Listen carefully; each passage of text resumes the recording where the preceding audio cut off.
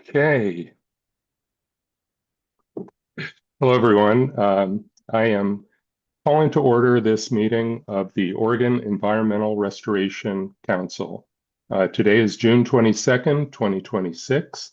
It's just a little after 2, and very happy to have you here for this special meeting.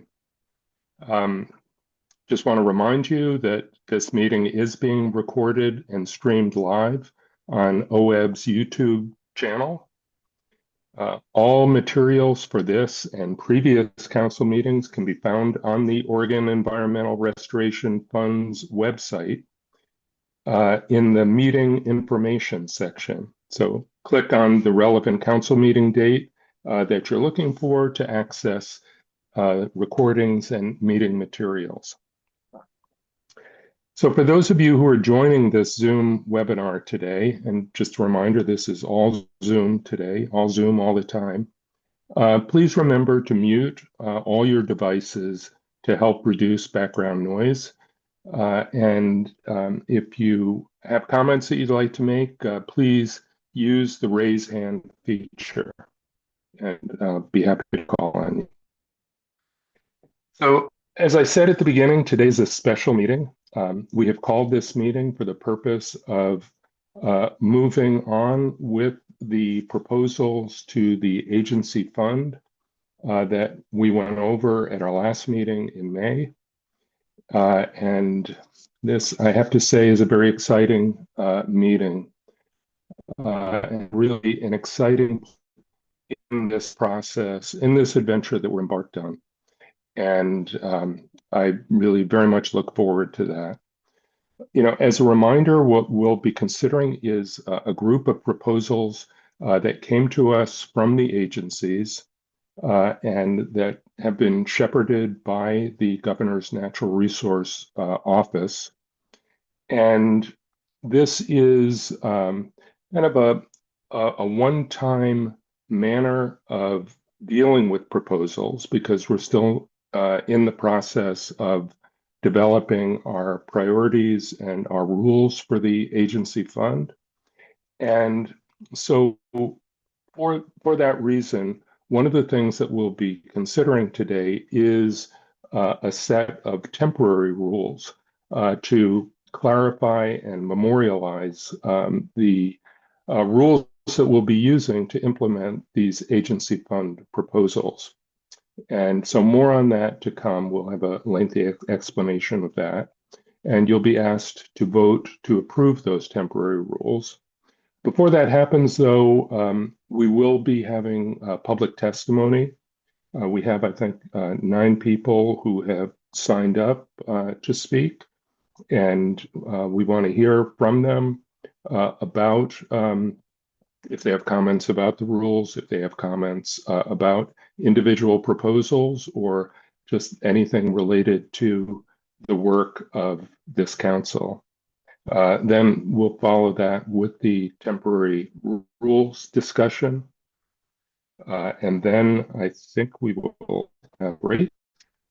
And then we will go into the individual proposals. We'll get an overview from Jeff Huntington and Annette Levy about the process that was used to develop the proposals. You know, just to remind you, we had a lot of discussion at our May meeting, and that led to some modifications that you'll hear about.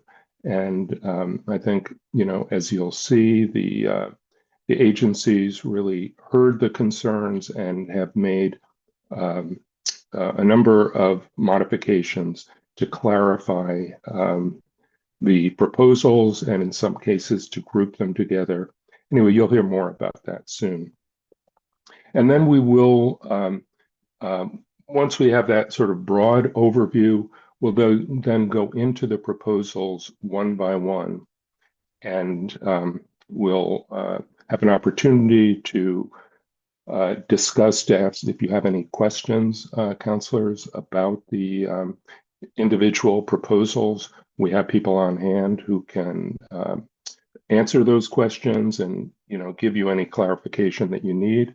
and then we'll be voting on them one by one. So we'll be just presenting, discussing, and then voting on each individual proposal. And then we will just have a little information about next steps, the next meeting, and that will be it.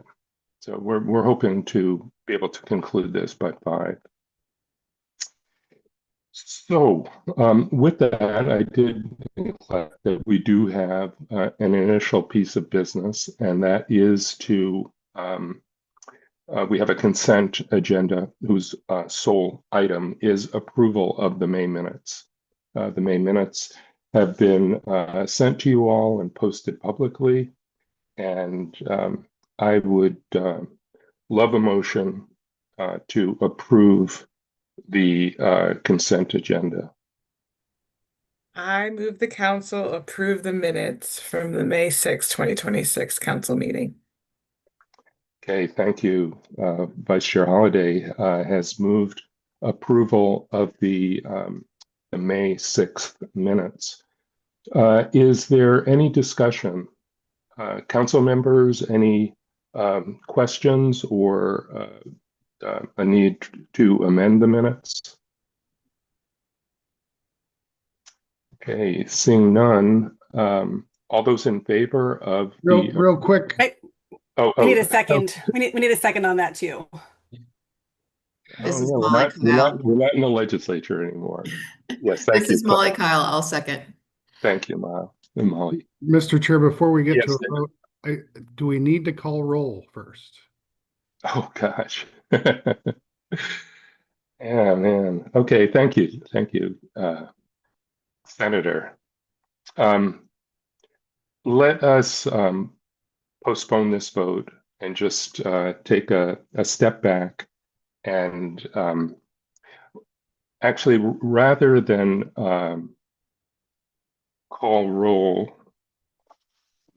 you know, what we did last time was we asked the members to introduce themselves. And but actually, I can't actually see you all. Okay. So let's start with Vice Chair Holliday. Cheyenne, would you introduce yourself, please? Yes, Cheyenne Holliday, Vice Chair and member of the public. Excellent, thank you. And I'm just going to go through and call on you in terms of what I see on my screen. Rep. Helm. Hi, everybody. Ken Helm. I represent House District 27 for the time being. And I guess for purposes of this group, for the time being, I'm also co-chair of the Ag, Natural Resources, Land Use, and Water Committee in the Oregon House. Happy to be here. Thank you, Ken. Jen Bildersee. Afternoon, everyone. Jen Bildersee, member of the public. Great. Andre. Good afternoon, everybody. Andre Rousseau. I'm the Deputy Public Health Director, and I'm the OHA delegate for the council. Nice to be here. Great. Jeff. Jeff Huntington, Policy Advisor to Governor Kotek and the Governor's Delegate for the Council. Molly. Molly Kyle, representing the public and also a professor at Oregon State University in the College of Health, and I'm an environmental health scientist. Super. Alai. Hi, Alai Reyes Santos, member of the public at this council. Great. Leslie. Good afternoon. Leslie Wu, Policy Advisor to AG Dan Rayfield, and I'm the AG's delegate. Super.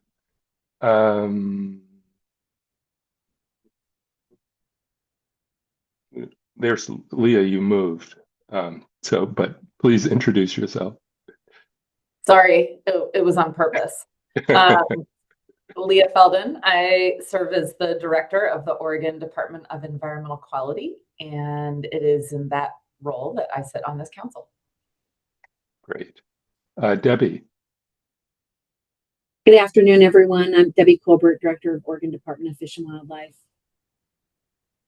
and Senator Brock Smith. Good afternoon, everyone. Senator Brock Smith, Senate District 1 and Vice Chair of the Energy and Environment Committee and the delegate from the Oregon State Senate. Great. Claire, have I gotten everyone? I'm Michael Dembro. I'm the chair and a public member as well, co-chair. Claire, have we gotten everyone? I believe so. I wasn't paying as close of attention. So Debbie, did you introduce yourself? Yes, you did. Okay. Yep. And so Okay, Chuck Sams is absent today. Okay. So we have a quorum, and we can now proceed with that pressing piece of business. We'll return to the approval of the minutes. There's been a motion. It's been seconded. All those in favor of approval of the May minutes, please say aye. Aye. Or raise Aye. your hand. Aye. Aye. Aye. Okay, I see a majority, and so the minutes are approved. Okay. And just a that- reminder for future voting in this meeting, we do need to have your microphones unmuted and you have to verbally say that. Great. May I ask a question quickly? Sure, Ali, go ahead. I was going to abstain because I wasn't at the meeting, so I just wanted to make sure that I wasn't sure if that made sense in this according to the rules. Yes. Yes, I should have called for abstentions. Again, just a little inside baseball. In the legislature, we don't allow abstentions. You're either for or you're against.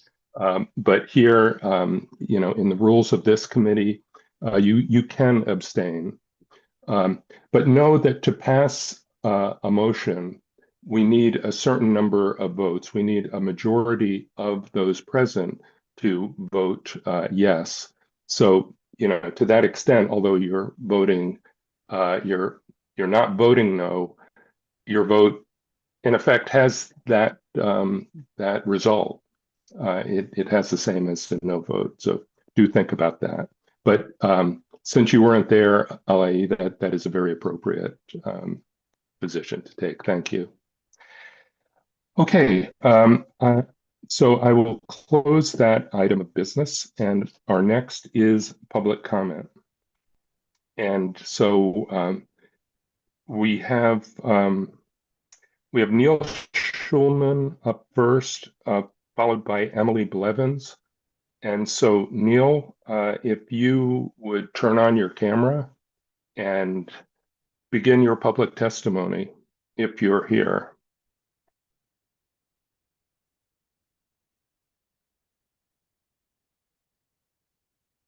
Yeah, I see you, Neil. Good.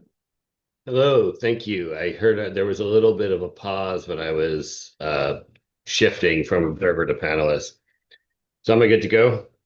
Yes, please. Okay, great. Thank you, Co-Chair Dembro and the rest of the committee. I'm really making comment about both a specific project and a larger question about, point about the fund. Obviously, I'm the director of the North Clackamas Watersheds Council. We are part of the leadership team of the Kellogg Creek Restoration and Community Enhancement Project. We are obviously disappointed that it kind of seems to remain on the B list and not being presented to the council at this time. This comes, and the larger point that I wanted to make about this, about the fund, the Environmental Restoration Fund, and also the agency fund in particular, is I think we're entering a world where timing and responsiveness really matters, and that in the development of future rules, that to really encourage this group to discuss a rapid response process. While we are having this meeting, we are also working on a very rapidly moving $55 million grant application for the Kellogg project to federal highways.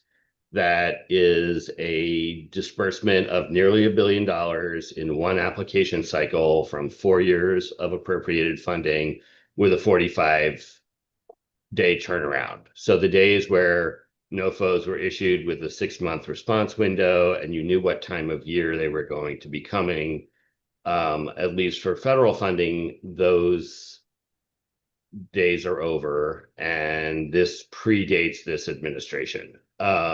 So that requires large projects like ours and many others to really be able to corral match very quickly, and to meet those timelines.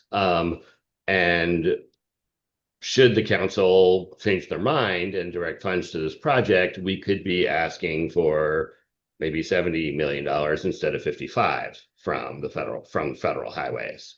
So one of the larger point that I wanted to make as we consider how this fund can best serve Oregon is we don't have as a state a program for funding large projects beyond the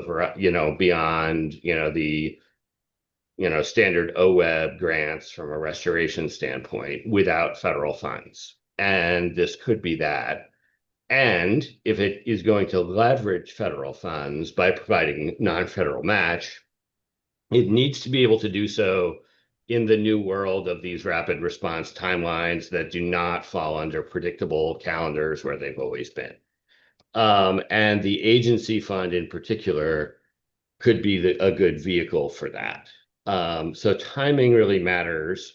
Right on the heels of the Culvert AOP NOFO, we expect the Protect NOFO to be coming out very soon, possibly within a couple of weeks, with again something very similar, a 45-year timeline, or 45-day timeline, sorry, and multiple years of allocated funding being issued in the same NOFO.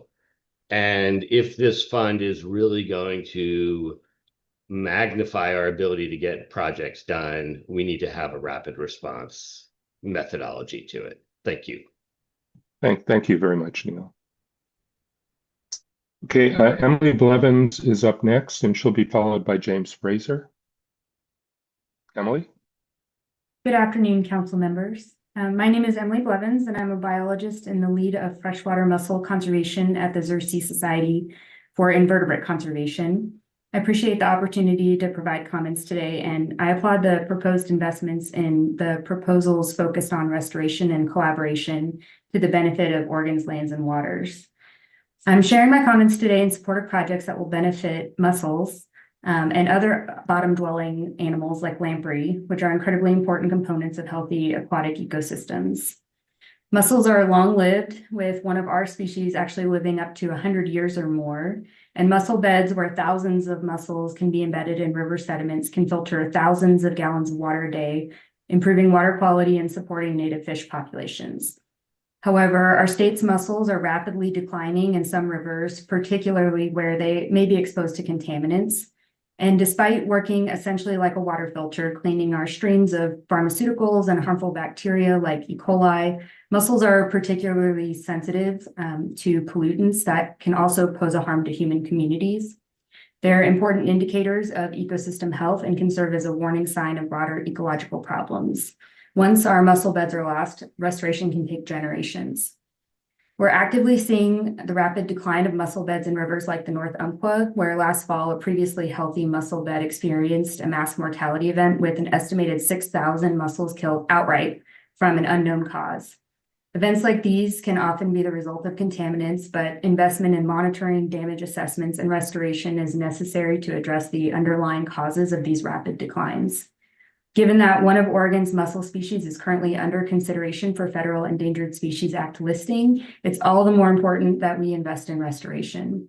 However, there's also a need to carefully plan this restoration for salmon so that mussel beds are not inadvertently destroyed when rivers are dewatered or remeandered, or when heavy equipment is used in stream.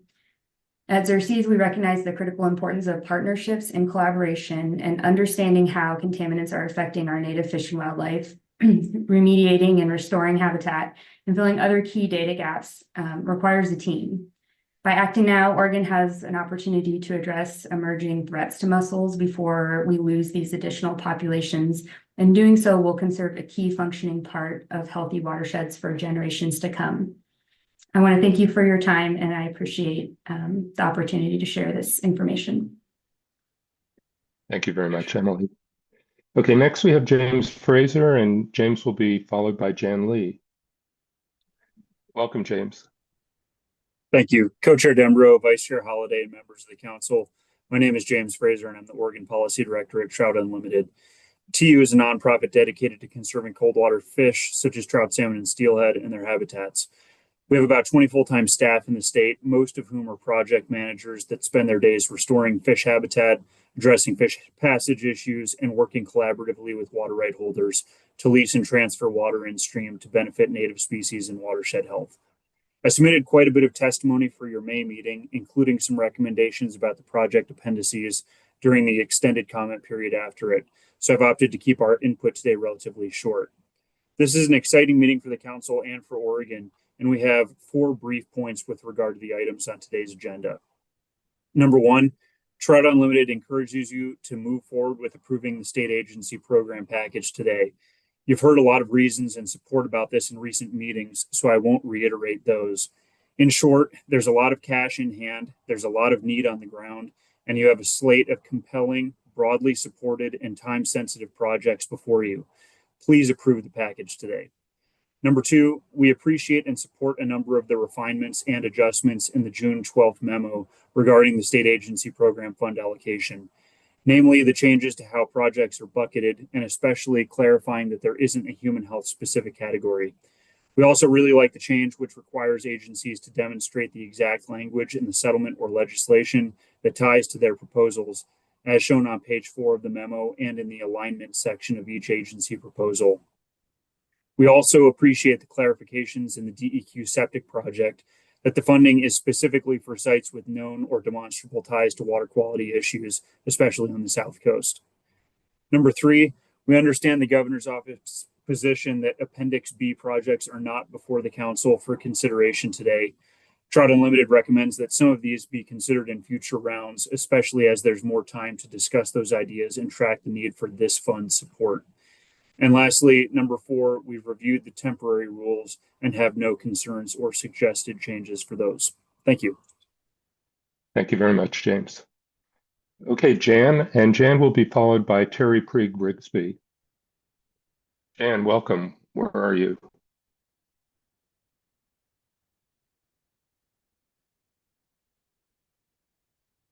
I was not able to get my camera turned on, unfortunately, but I will go ahead with my testimony. Okay, it's great to hear you. Good afternoon, Co-Chair Sams and Dembro, and Vice Chair Holliday, and members of the Oregon Environmental Restoration Fund Council. My name is Jan Lee. I'm Advocacy Chair of the Oregon Association of Conservation Districts and a board member of the Clackamas Soil and Water District. OECD represents our 45 soil and water conservation districts statewide. We're local governments governed by elected boards. The districts protect and enhance soil quality, water quality and quantity, and habitat. And that's by providing technical services and supporting voluntary conservation in partnership with private landowners and managers, as well as federal, state, and nonprofit partners.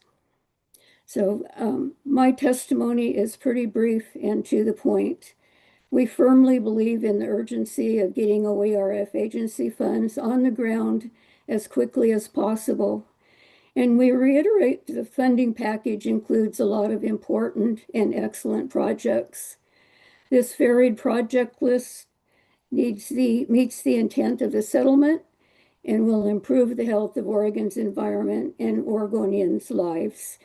We agree that these should be pilot projects and not bind the council to any future funding. And we urge the council to make this disbursement to avoid the long delay that would occur should this funding window be missed.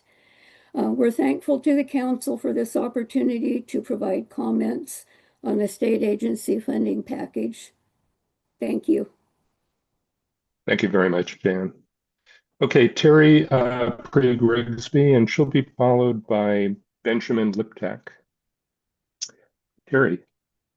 Good afternoon, Co-Chair Dembro and members of the council. My name is Terry Priya-Grigsby, and I am the Executive Director of the Network of Oregon Watershed Councils. We support over 60 watershed councils throughout the state, and they work on the ground to get critical work accomplished for our fish, wildlife, and for human health. And our watershed councils work across rural and urban areas to ensure healthy habitat, clean and plentiful water, and projects that improve air quality through reforestation and carbon sequestration, amongst others. Today, I ask for two things. One, that you prioritize the distribution of the state agency program fund today. It is my understanding that a delay in the decision today could result in a full year's delay in distributing these funds. And also recognize that your decision today is for pilot programs and projects, and that you're still refining decision criteria for future allocations. So we want to stress the importance to allocate funds to our state agencies now for on-the-ground projects that are ready to go.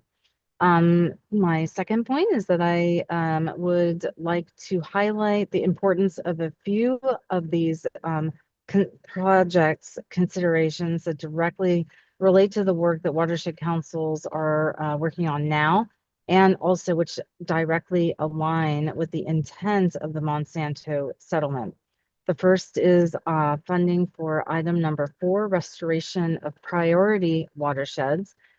These funds will be directed to key areas of our state where critical work is underway and where additional funding is needed now for the benefit of human health, as well as for fish, wildlife, water, and soil quality and contamination cleanup.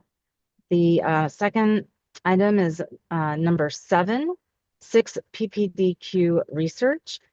We know now that 6 PPDQ is negatively impacting humans, fish, wildlife, and throughout the state. We do not fully understand the extent of the damage, and we need the science as soon as we can so that we can remediate for this in the future.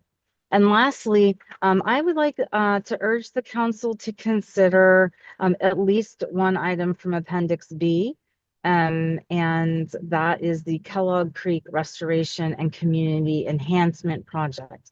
You heard from Neil Schulman already, but this is a critical fish passage barrier, and removing it would provide 17 miles of fish access and improve the health of an urban area that is heavily used by impacted human communities that the Monsanto dollars are designed to address. This is a project that exactly aligns with the intent of the Monsanto settlement. And even partial funding in the near term for this project will leverage critical federal and foundation funding. So if possible, I urge the council to consider that. So thank you for the opportunity to speak today, and also for your hard work. We know that this is a heavy lift, and we appreciate you. Thank you. Thank you, Terry. Okay, Benjamin Liptak, and he'll be followed by Anna Allen. Benjamin. Thank you. I'm Benjamin Liptak. Thank you to the council for your time. I am an environmental compliance specialist serving with the Confederated Tribes of Coos, Lower Umpqua, and Siuslaw Indians. And we'd like to make it known to the OERC that the Oregon Environmental Justice Council does not speak for the tribes regarding requests they may have to the OERC relating to any potential pause on the internal or the interim disbursement of the state agency program fund. And that's our brief comment to the council, and we thank you. Thank you, Benjamin. Okay, Anna Allen, and she'll be followed by Asia Decoteau. Thank you, Anna, Chair and hello. council members. Hello, everybody. Thank you for the opportunity to provide comment today. My name is Anna Allen, and I serve as the Regional Government Affairs Director for the Columbia River Intertribal Fish Commission. CRIDFIC supports this funding package, and we appreciate the state's commitment to advancing Pacific lamprey and freshwater mussel recovery in partnership with tribal nations. For the 4 CRIDFIC member tribes, Yakama Nation, Confederated Tribes of Umatilla Indian Reservation, Confederated Tribes of Warm Springs, and the Nez Perce Tribe, Pacific lamprey are culturally significant species that have sustained tribal people for generations. Their decline is not only an ecological concern, but also a concern for tribal culture, food systems, and the ability to exercise and pass on traditional knowledge. Investments in lamprey passage improvements, translocation efforts, habitat access, and improved understanding of species conditions at places such as Willamette Falls represent meaningful on-the-ground actions that can help reverse decades of decline.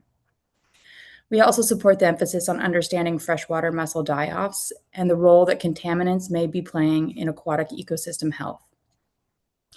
Freshwater mussels are often overlooked, but they serve as vital indicators for water quality and ecosystem resilience. Better understanding these impacts will help inform future restoration and management decisions that benefit entire watersheds. Importantly, this proposal demonstrates the value of partnership. It leverages state, tribal, nonprofit, and private sector resources while ensuring that tribal communities help shape the work being undertaken. That collaborative approach will lead to better science, better restoration outcomes, and stronger relationships. We respectfully encourage the Council to support this investment and move things forward now. The proposed work will advance recovery of culturally important species, strengthen ecological resilience, and help fulfill our shared responsibility to restore and protect Oregon's water for future generations. Thank you.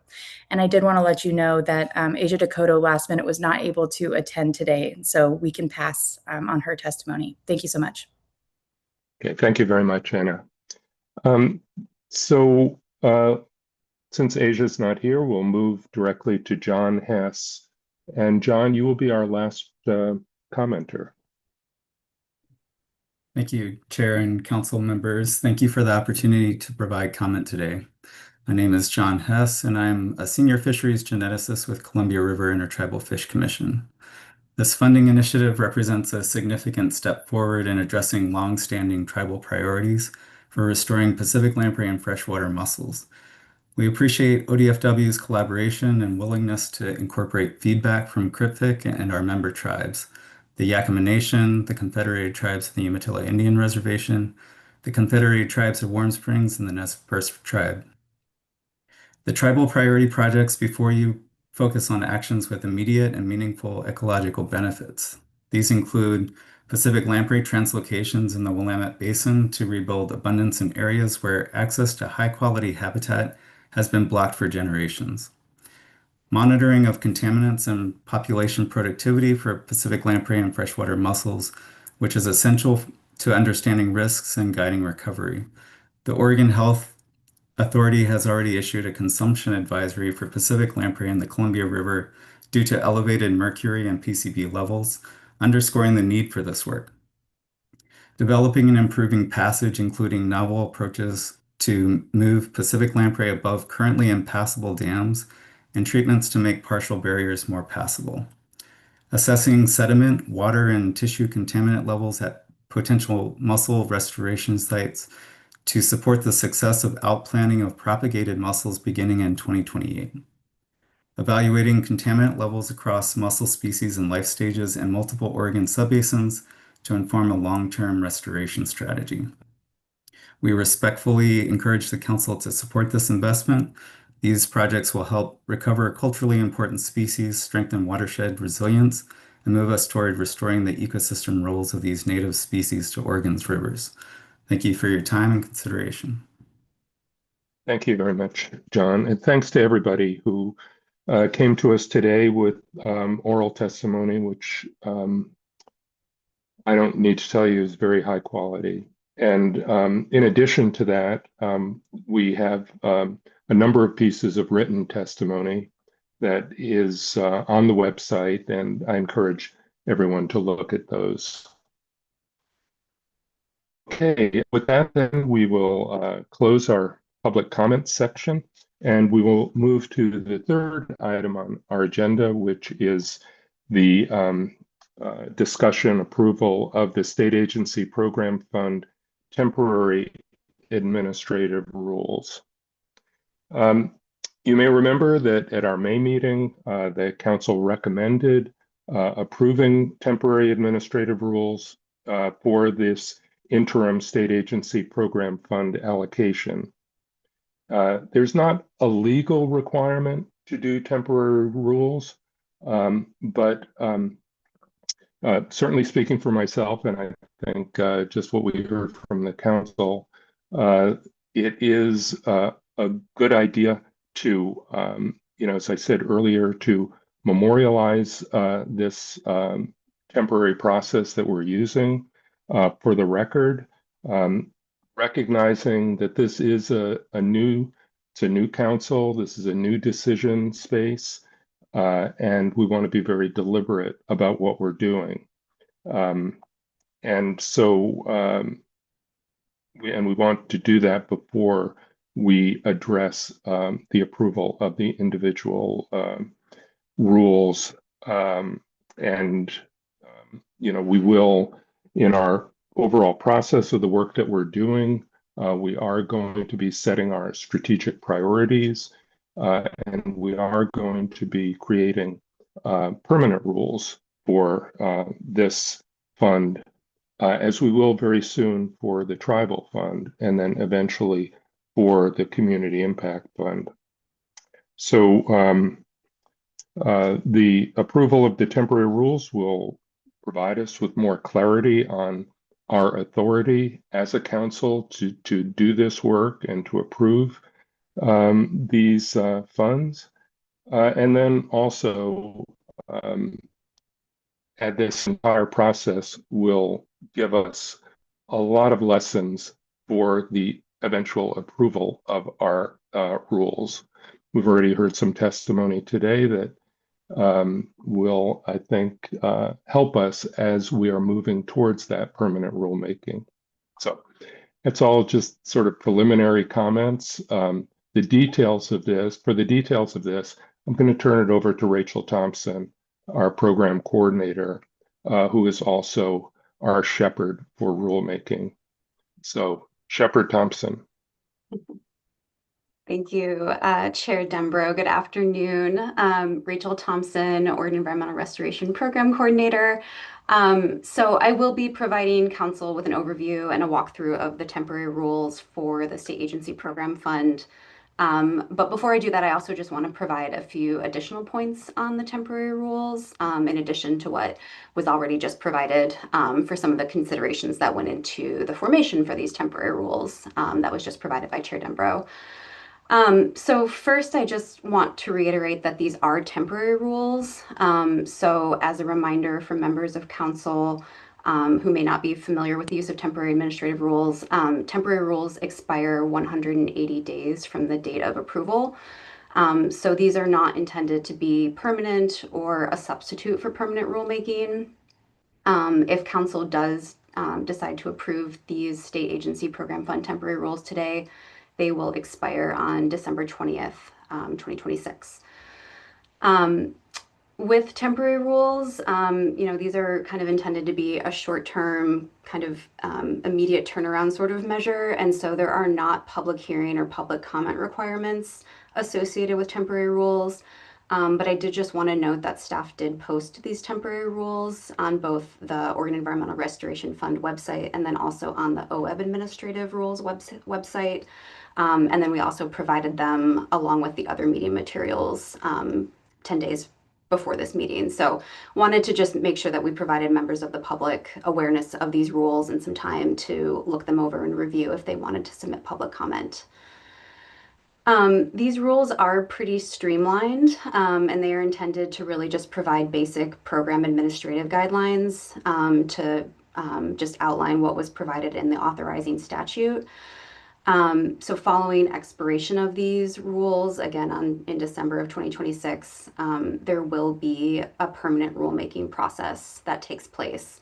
And that will include a public process and opportunities for public engagement that will inform the permanent rules. And those are likely to be more robust and include different criteria than what are outlined in these temporary rules. In the drafting of these rules, there was coordination between staff, the governor's office, and the Department of Justice, just to make sure that the rules, as they're documented here, documented the application and the evaluation process and criteria accurately, and that these rules have the legal sufficiency required. So if these temporary rules are adopted by council today, all impacted agencies will be notified once the rules have been filed with the Secretary of State. These will be shared out broadly once they've been approved by council, if they are approved. So with that, I'll go ahead and walk through these temporary state agency program fund rules. I'll walk through each section and just provide an overview, and then I'll pause for questions in case there are any questions from members of council before I move on to the next section. So if there are any questions, just use the raise hand feature and I can go ahead and call on members of council to address any questions before I move on to the next section. So these are chapter 699, and these are Division 20 rules. Again, these are temporary rules. And so beginning with Division 20-0010 definitions. So this rule section provides definitions of terms used throughout the rule set. I'm not going to go through all of the definitions in here, but I do want to just highlight two of the key terms that I think will be maybe of interest and will certainly come up in two of the sections later on.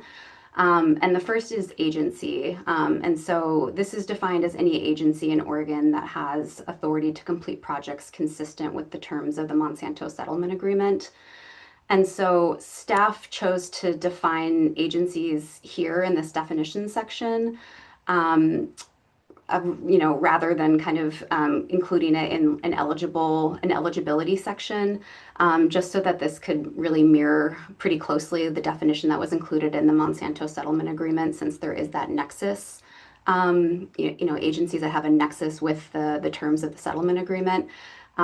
It felt better to kind of have that in the definitions phase or section rather than trying to kind of narrow down eligibility requirements. So it's highlighted here, and then you'll see it again in the eligibility section in just a moment.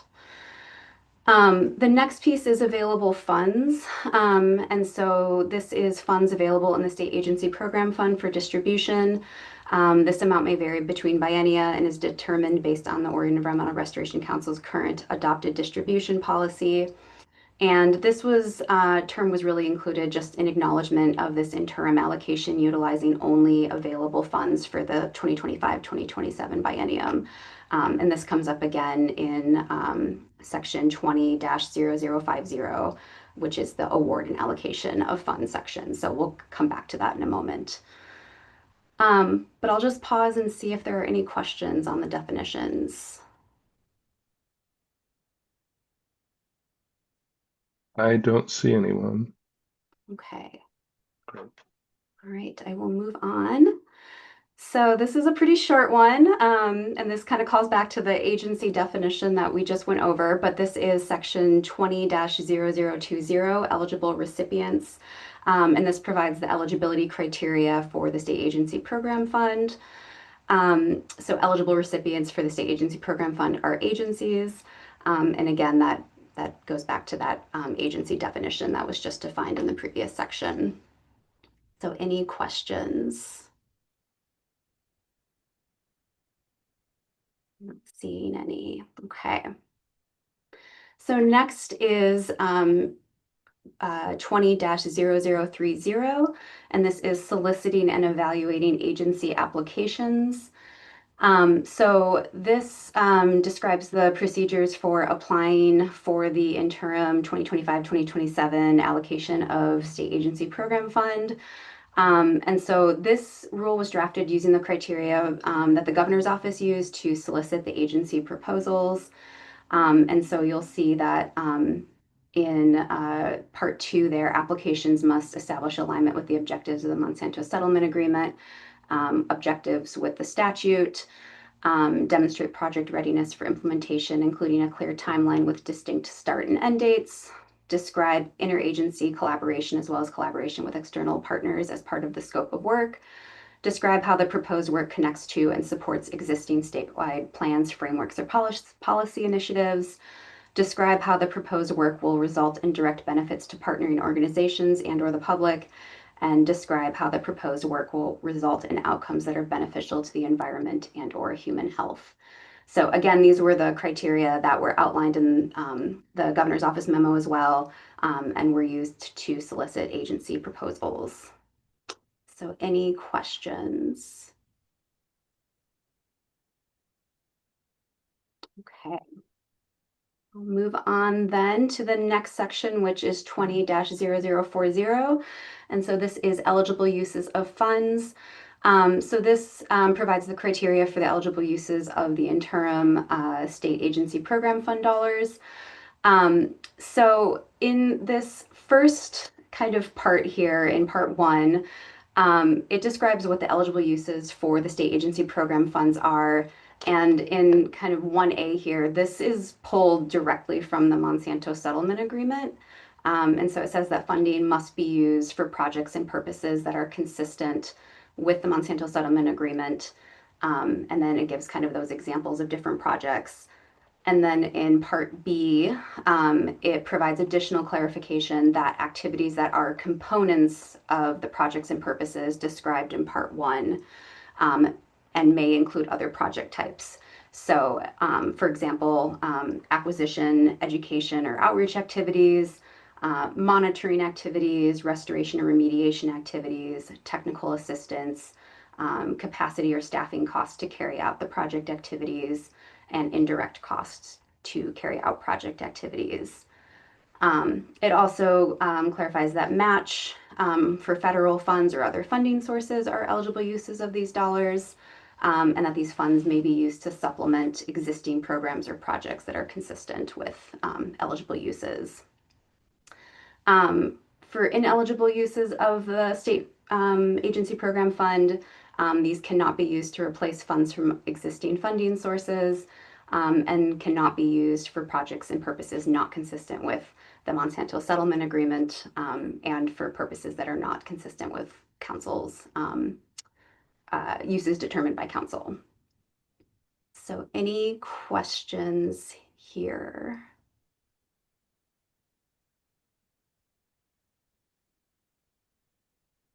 Not seeing any, I'll move on. So the next is 20-0050. This is award and allocation of funds. So this provides the procedures for award and disbursement of the 2027 state agency program fund dollars. And so this is, if passed, going to be the process that council is about to embark on. The council will approve allocations to agencies in a manner that is consistent with the statute for the state agency program fund, so just adhering to what is outlined in statute. Allocations that are approved by council must not exceed the available funds in the state agency program fund for the 2025-2027 biennium. So again, what the available funds are within the agency program fund currently, and what again will be made available later this year. Council will consider funding for applications that have met the evaluation criteria that are outlined in the previous 20-0030, and will vote to approve allocation by majority vote in the presence of a quorum. Applications that do not receive funding are not eligible to resubmit in the 2025-2027 biennium, but I want to make clear that this does not prohibit applications from being resubmitted in future biennia. So it's just for this current biennium. Allocations that are approved by council in this interim allocation are a one-time commitment of funds, meaning that any new requests for funding from the state agency program fund will require resubmission of an application. But agencies are not required to spend down any of the awards of funds by the end of the 25-27 biennium. So wanted to also make that clear that there's not need to spend down these dollars by the end of the 25-27 biennium. And then finally, just OWEB as the fiscal administrator of the state agency program fund will transfer the funding amounts at the direction of council, and any amounts that are left unexpended or unobligated on June 30th, 2027 will revert back to the Oregon Environmental Restoration Fund. And that is something that is required in statute. So any questions here? Yes, Director Colbert. Just a quick question, Rachel. Given at least one of the public comments expressing interest in the other agency proposals that weren't fully developed in this packet and an interest in those coming forward, I guess I'm just trying to understand, what does it mean to not be eligible to resubmit? Like, because we have, could you help me understand what that means for the packet today? And then those other list of projects that went to the governor's office, but not included here. Yeah, so I think the intention here with that piece is just that if a project is not forwarded on for funding today by council, that there would not be another opportunity for that project to be brought before council this biennium. And I think that was really just the recognition that you know, there was this need to kind of move these projects forward so agencies could submit these to e-board and kind of get the funding approved. So does that answer your question? And you're thinking of the ones that are in the packet today, not the other, I don't know what we're calling those other ones that weren't filled in. The Appendix B projects? Yeah. Yeah, it would be for any of the proposals. So if there was a you know, Appendix B project, I mean, those would certainly could be eligible for resubmission in a future biennia. You know, should an agency choose to resubmit that for consideration. And the same for an Appendix A project if that wasn't approved for funding by council.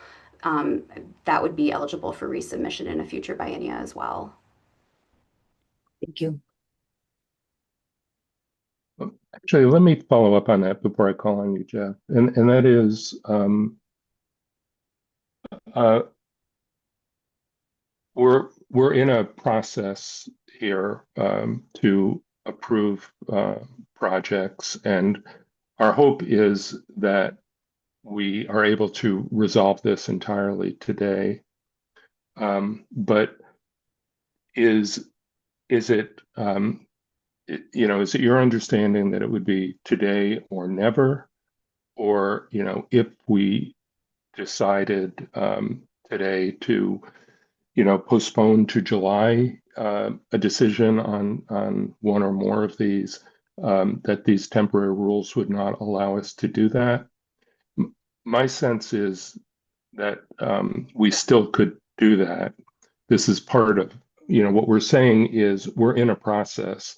And once this process is completed, then we're not going to reopen the process, if that makes sense. Yes, that is correct. I should say that the intention being that, like, if there was, you know, a decision by council to postpone till the July meeting, these rules would not preclude the ability for council to do that. But I think it was more the intention of not having another solicitation for next spring, for instance, you know, that this was going to be kind of a one-time allocation by council was the intention of that rule. And I should add that there is, you know, there is ability here for additions or kind of rewording of things if necessary. So if there's discomfort with some of the wording on that, you know, we can make some changes. Okay, thank you, Rachel. Debbie, did that help with what you were asking about? Yes, thank you very much, Mr. Chair. That was very helpful. Great. Okay, Jeff? Yeah, and Rachel, mine is more to just clarify so it's really everybody is on the same page on the sub 8 about funds that are unexpended, unobligated, or and not subject to the conditions to be reverted. The intention there is that if it's not been obligated by through the OWEB Administrative Fiscal Office to the agency, then it would revert back to the fund. But the agencies do not have to expend it. That the rule doesn't apply to the agency's use of the funds and the timing of that use. Yes, that's correct. That's correct. Okay. Yes, that's correct. Yeah, it's just that the money has to be obligated out of the state agency fund. Not that agencies themselves need to have it obligated. Thanks. I just wanted that to be said out loud. Yeah, Appreciate it. Yep, that's a great question. Any other questions? Okay, we'll move on. We're in our final stretch here. Next is 20-0060, which is reporting. This provides procedures for the reporting requirements for the interim state agency program fund allocation. So any agency that receives state agency program funds must submit a report to council biannually, and this is for the duration of the project. And that report will be due 60 days after the final day of the biennium. And I see a question from Jen. Hi, thanks, Rachel. I've got a question about the shortest, seemingly least confusing section here.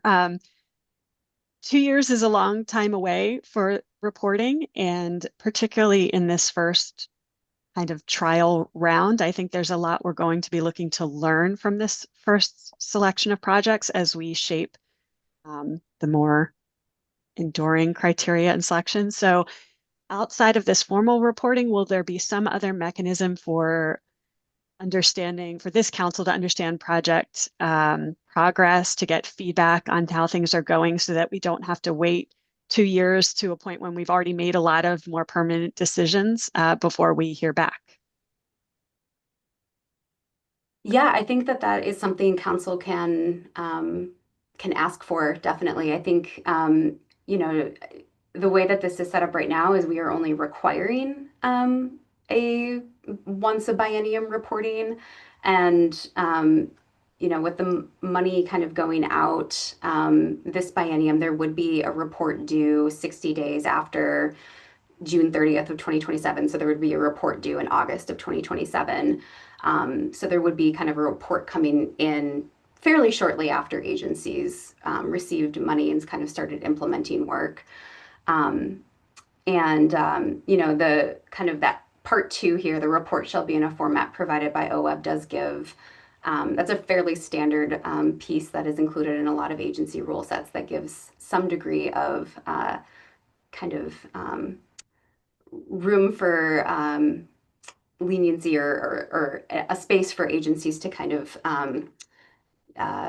format those reports so that they're kind of getting this type of information and at the frequency that they need. So there is some ability there if council would like additional reporting outside of just the biennial reporting requirement. But I also see that Jeff has his hand raised and might have some thoughts here. Mr. Chair, it's okay. Yeah. I can say I understand, Jen, and when I was looking at this rule, I really didn't think about that. It would be, I can tell you that if the council asks and this administration's still in place, I can't imagine there's an agency that would not agree to report out an interim report and consider this the minimum. If you wanted to make that more formal and amend the sub 1 so that submit a report to the council biennially or more frequently at the request of the council, none of us would have any objection to that. Yeah, I guess the question is, does that need to be in the rules? I think it is important for us to understand that what we're talking about here is a final report. And, often that is required in legislation, a final report, but there is an expectation that there will be interim reporting, even when it's not spelled out in the legislation.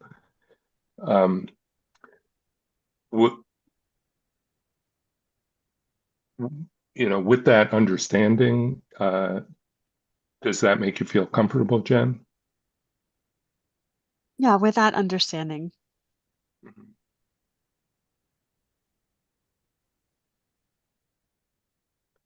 Okay. Any other thoughts about this or comments?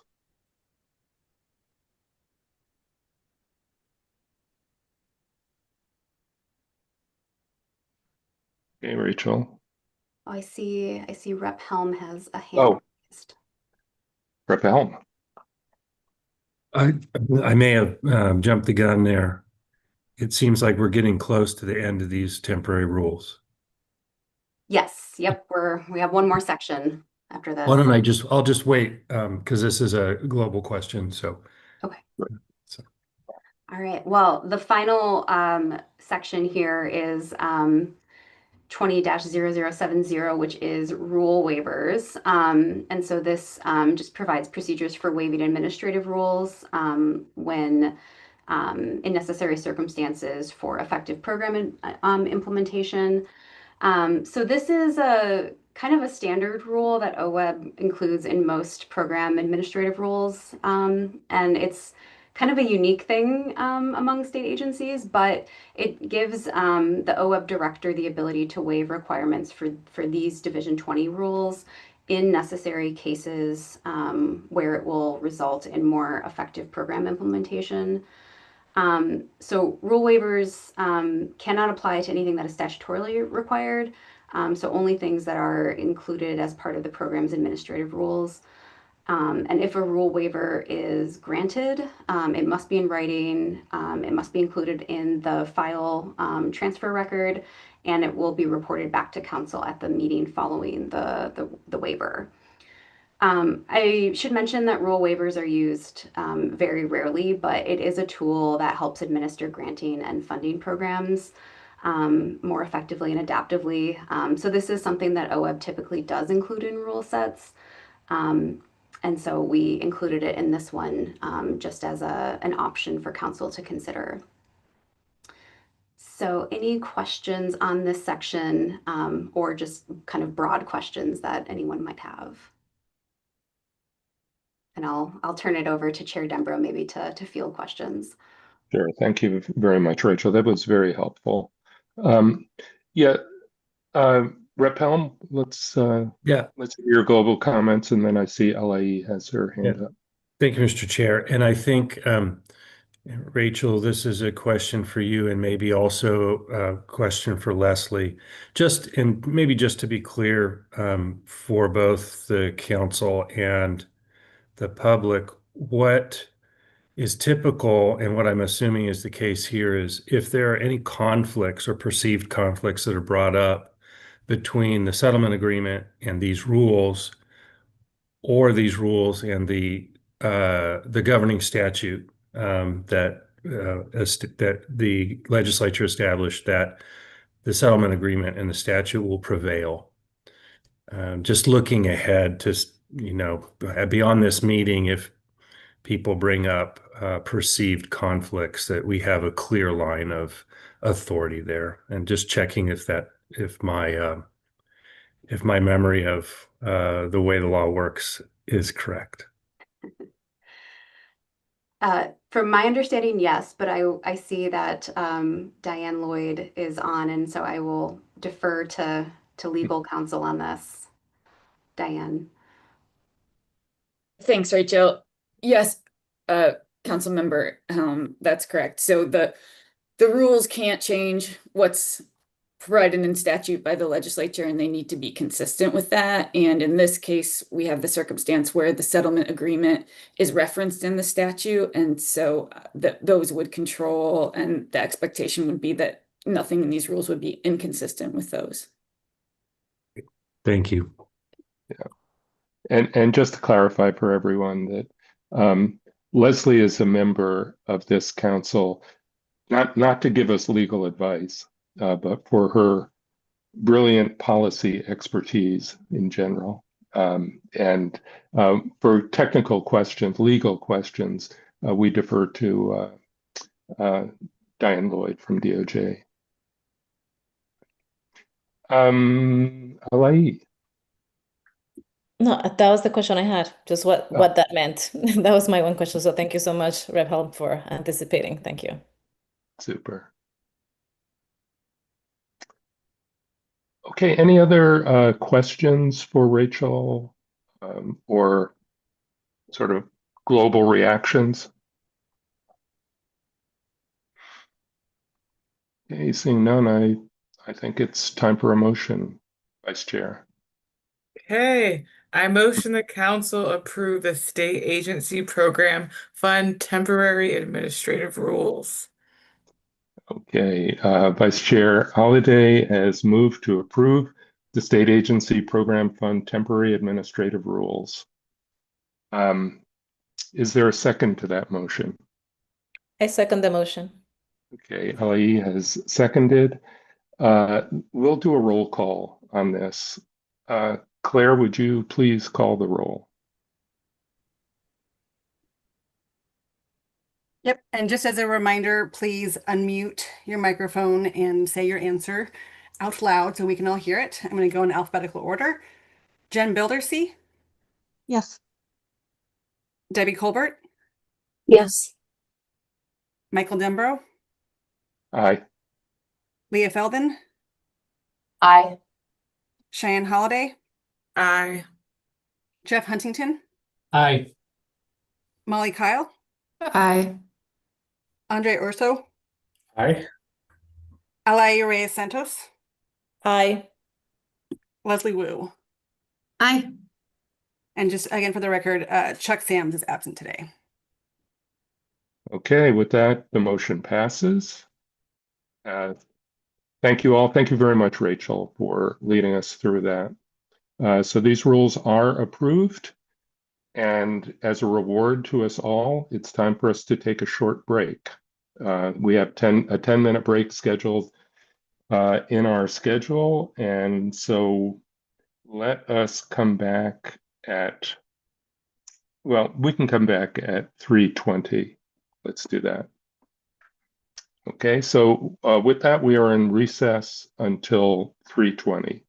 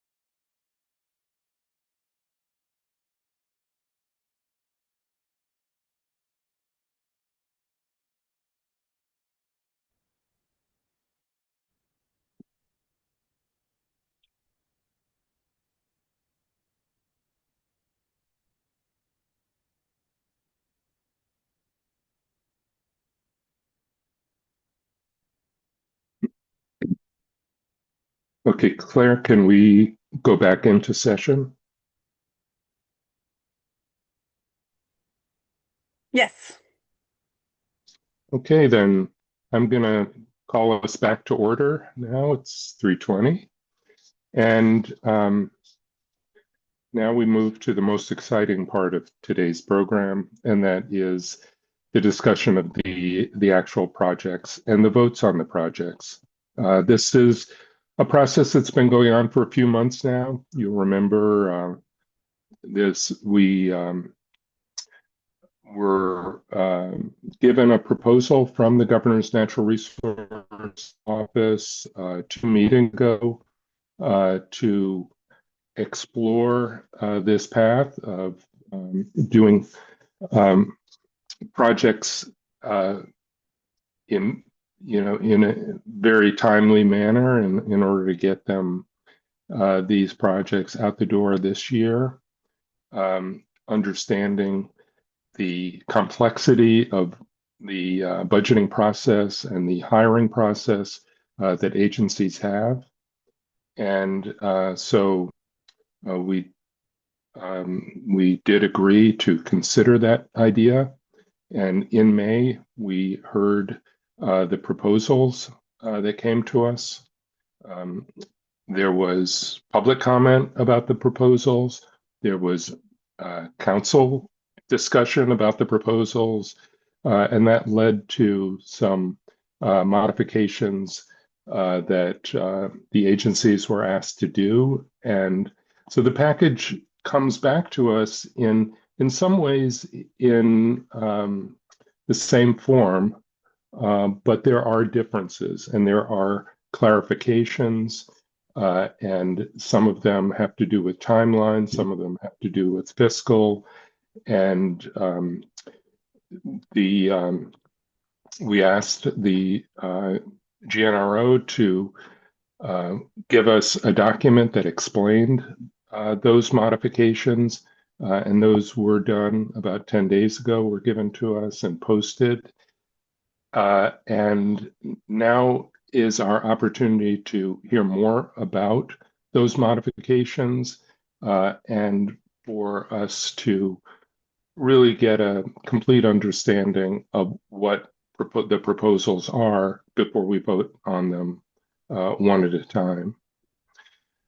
Before we get to that, though, I'd like Jeff to give us an overview, if you would, Jeff, on the responses that the agencies did and some of the clarifications around timelines and deadlines and ways in which these proposals align with the what's called for in the settlement and the legislation, et cetera. And then Annette Levy is going to walk us through then the individual proposals, and then we'll have the opportunity to vote on them and discuss them one by one. So, Jeff, first of all, I want to thank you and everybody who has worked on this. You've been very responsive to the requests of this council's leadership, and I think to what we heard in public testimony and from council members. So please thank everyone who's continued to work on this. Well, thank you, Chair Dembro. I will say that it's less me and much more Annette and the point people for each of the agencies, really. And I think we'll change things up on you a little bit. Annette's has a short, like 7-8 slides that she wants to show folks to kind of summarize the work that was done since the last council meeting going forward. And I'll chime in here and there. I think there's one slide in particular that maybe when we have questions, we can, Annette, come back to that slide 7 and kind of have that up on the screen or available so people can refer to it.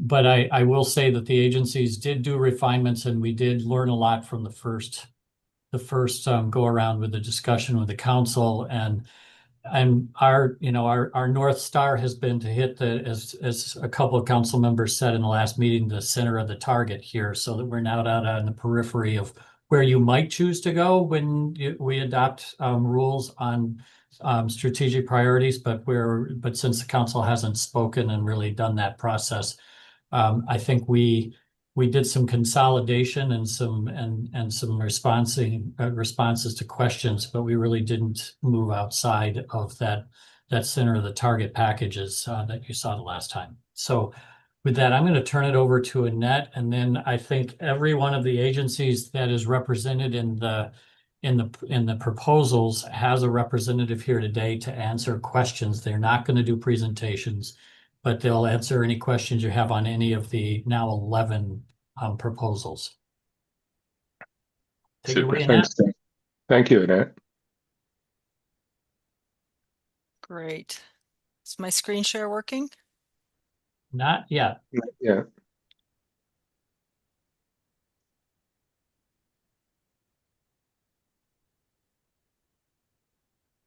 There it goes. All right. Good afternoon, Co-Chair Dembro, Vice Chair Holliday. For the record, my name is Annette Lieben. I'm on special assignment as part of the Governor's Natural Resource Team. Want to do shout outs not only to the state agency team members who helped develop this package, but also to staff for the Environmental Restoration Program, who have really been helpful in collaborating to bring you a package that meets your needs. And also I want to do a special shout out to Holly Papura at Oregon Department of Fish and Wildlife, who has been a huge help and is largely responsible for the table and all the beautiful graphics that you'll see in this presentation. I wanted to start by just reminding us of why we're here. As we all know, Oregon carries a legacy of contamination, but it also holds a powerful opportunity for renewal. By addressing the sources of pollution that affect its people and landscapes and wildlife, we're acting on priorities shared across multiple strategic frameworks, moving forward toward a healthier, more resilient future for all who call Oregon home. Activating these dollars demonstrates our collective commitment to restoration, remediation, and proactive stewardship of Oregon's environment. Just a quick summary of what you'll hear in this brief presentation. Update on the packages. I want to also address funding phases, and these are the distribution years that the council's considering. I'll summarize key elements of the proposal, and then I will summarize the projects at a high level that are in the summary table and discuss next steps. Here are some of the updates that you will see in attachment 1 write-ups for each of the projects. Each project was evaluated for eligibility both under the terms of the settlement agreement and the statute. The statute added some language pertaining to human health that was not included in the settlement agreement terms, or not as elevated in the settlement agreement terms. Projects were refined to include an annual spending plan, an implementation timeline, and additional details on interagency partnerships and tribal and environmental justice collaborations. And then finally, we also requested identification of measurable outcomes for reporting. As Jeff noted, we moved from 12 projects to 11 projects. DEQ, so the Department of Environmental Quality, the Oregon Health Authority, and the Oregon Department of Fish and Wildlife combined their contaminant sampling proposals, fish tissue contaminant sampling proposals, to maximize interagency collaboration. And that's now wrapped into one project called Aquatic Environmental Damage Assessment. And as I mentioned already, the package is separated into 2 phases to reflect the 2 funding years for council funding. The phase 1 funding represents the $15 million distribution that the council made in 2025. That funding is already available to be spent. Phase 2 funding is contingent upon the distribution decision that the council will make in 2026. And if needed, phase 2 will be scaled to align with the 2026 distribution. So I've chatted with Nicole and understand that council will likely receive a couple different scenarios from Treasury when they make their distribution decision in September, and we will align our reductions or scaling to those potential distribution decisions so that the council will see that when they make their distribution decision in September. Key elements of the proposal. First one, restoring land to support redevelopment or habitat values. Two main projects that relate to that key element. One is the Oregon Priority Brownfield Initiative, and the other is the Enhanced Mine Reclamation Project. The other key element is investing in aquatic environmental damage assessment, restoration, and risk reduction. And you'll hear more about the combined work that Oregon Health Authority, Fish and Wildlife, and Environmental Quality are doing there, along with the work that Department of Transportation is proposing to do to evaluate 6-ppd quinone in Oregon's environment, as well as the effectiveness of different stormwater management practices from transportation facilities. The third key element relates to restoring aquatic fish and wildlife habitat in priority basins. We've got a fairly large project that is focused on implementing projects to improve watershed health in the Rogue, Umpqua, Santiam, and Mid-Willamette basins. And then there are additional targeted actions to support freshwater mussel and Pacific lamprey restoration actions that are also relying on the aquatic environmental damage assessment work that is identified in the second, the project above. The next key element remediates or removes known sources of environmental contamination. We're doing that by modernizing pesticide applicator training, addressing groundwater contamination from phallic septic systems, preventing backflow from irrigation systems that apply fertilizers or pesticides, supporting drinking water source protection, and supporting small agricultural landowners to implement restoration activities that reduce temperature, sediment, nutrient runoff, and chemical transport into waterways. And then finally, all of the projects support collaboration across state and federal agencies, tribes, environmental justice communities, and other partners. Each project articulates a clear strategy for collaboration among agencies, tribes, EJ communities, and other partners to ensure meaningful, measurable outcomes and effective leveraging of resources. These projects are helping make sure the people, communities, and ecosystems who've carried the heaviest burdens see real and lasting benefits. Just to provide a quick overview of the key, since the table has to summarize this in order for it all to fit on one page. Brown indicates brownfields remediation or redevelopment. Purple denotes environmental and natural resource damage assessment or restoration. Blue it highlights improvements to air and water quality. The lighter green denotes cleanup of contaminated sites. The darker green indicates remediation of impaired water bodies, sediments, or soils. The khaki relates to restoring or protecting wildlife or wildlife habitats, including fish, aquatic life, marine mammal, or bird habitats. And then finally, the red column references reducing risk to human health caused by environmental contamination, particularly the presence of PCBs and other toxins. So each of the projects was evaluated for all of these factors, and you'll note that there's a table in each of the project write-ups where the agency applicant checked boxes and also identified what other key strategies their project related to, whether it was integrated water resources strategy, a governor's executive order, the state agency plan for wildlife.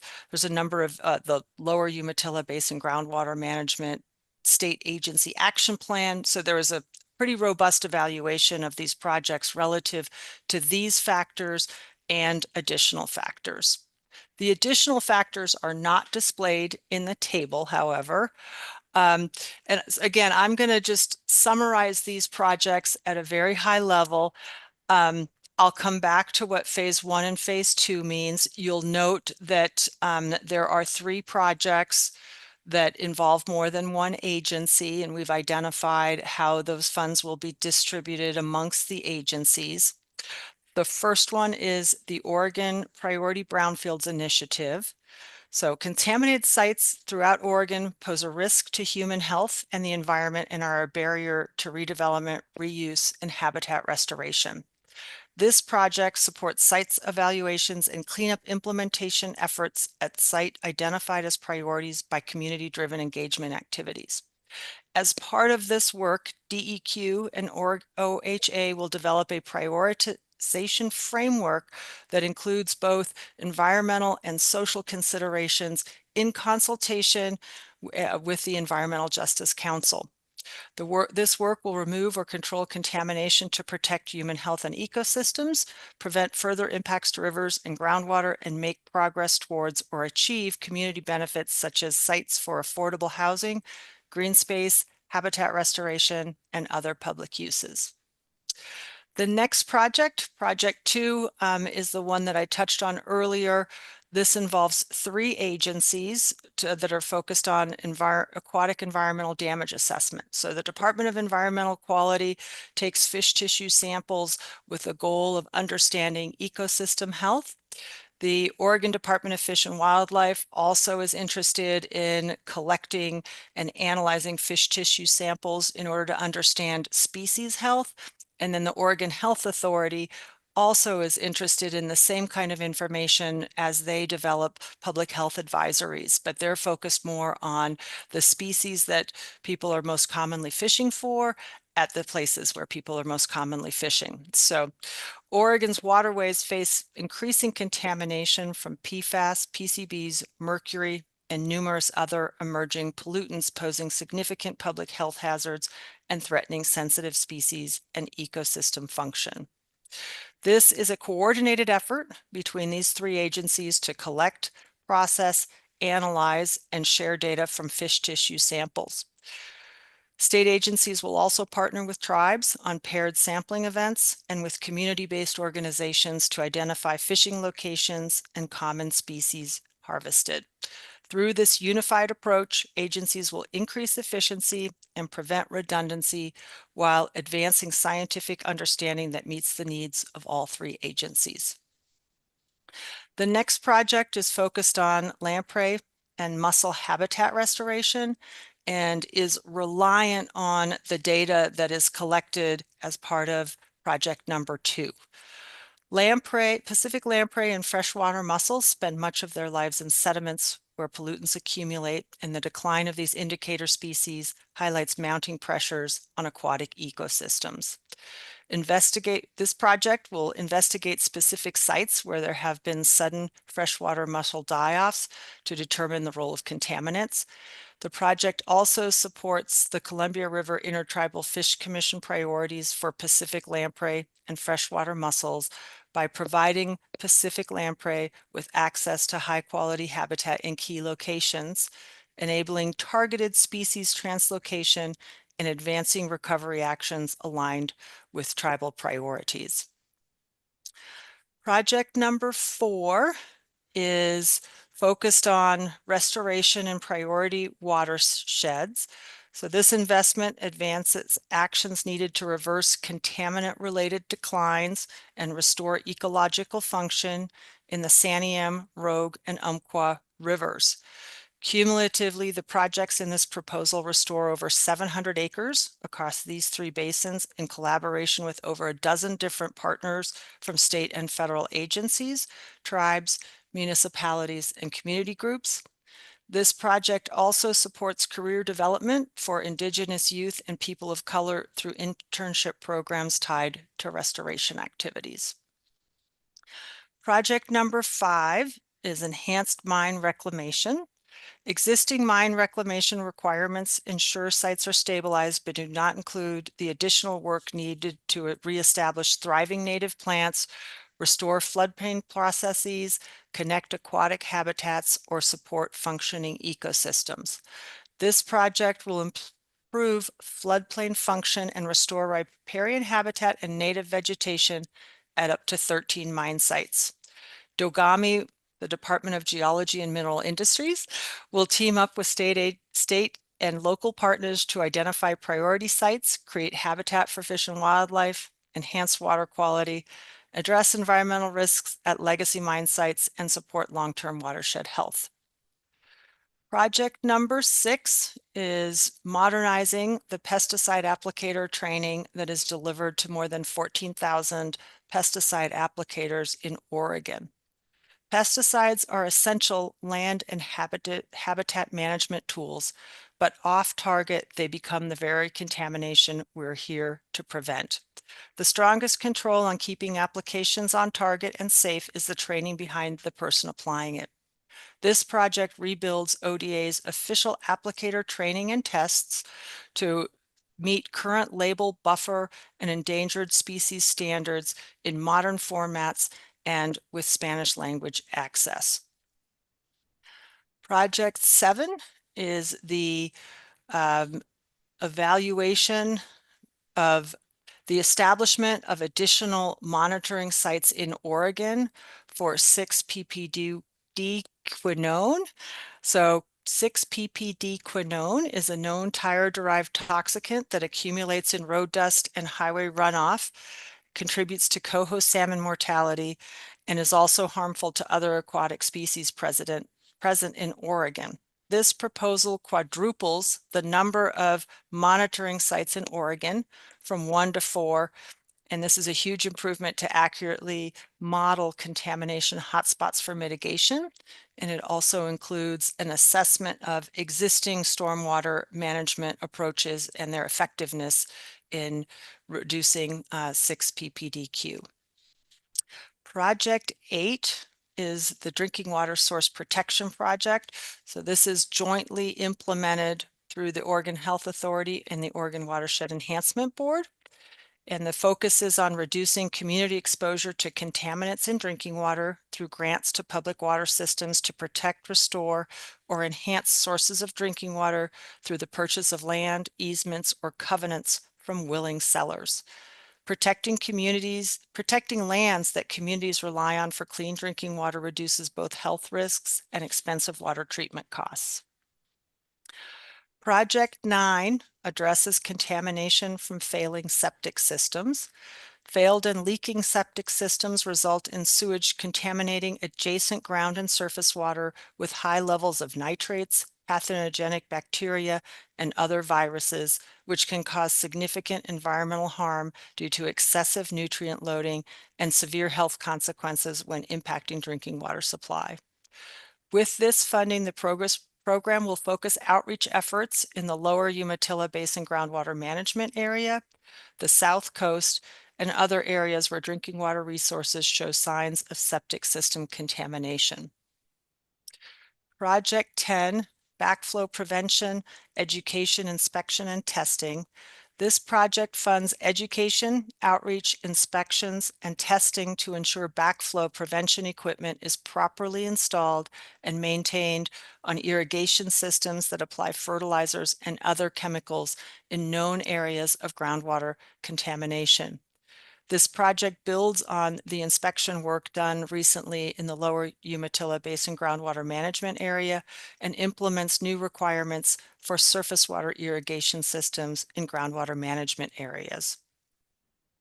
The final project, Project 11, Agricultural Water Quality Restoration Partnership, it supports small agricultural landowners by providing grants to soil and water conservation districts, irrigation districts, and watershed councils for riparian fencing, off-channel watering, plantings, and irrigation efficiency. Clean water on farmland is built by the people who work it. When a family farm restores the stream on its land, every community downstream benefits from the result. So I wanted to give you just a high-level summary of each of the projects. We do have state agency staff here who are available to answer project-specific questions. And before we leave this table, I also want to address the phasing. So phase 1 refers to the $15 million that was distributed by the council in their September 25 distribution decision. Phase 2 is the funding that is still to be determined. It's September of 2026. What you see here, so balancing out 15 million with 14.875, definitely there was some logic here, but there was also a little bit of art as well. What you see in this table is largely reflective of priorities.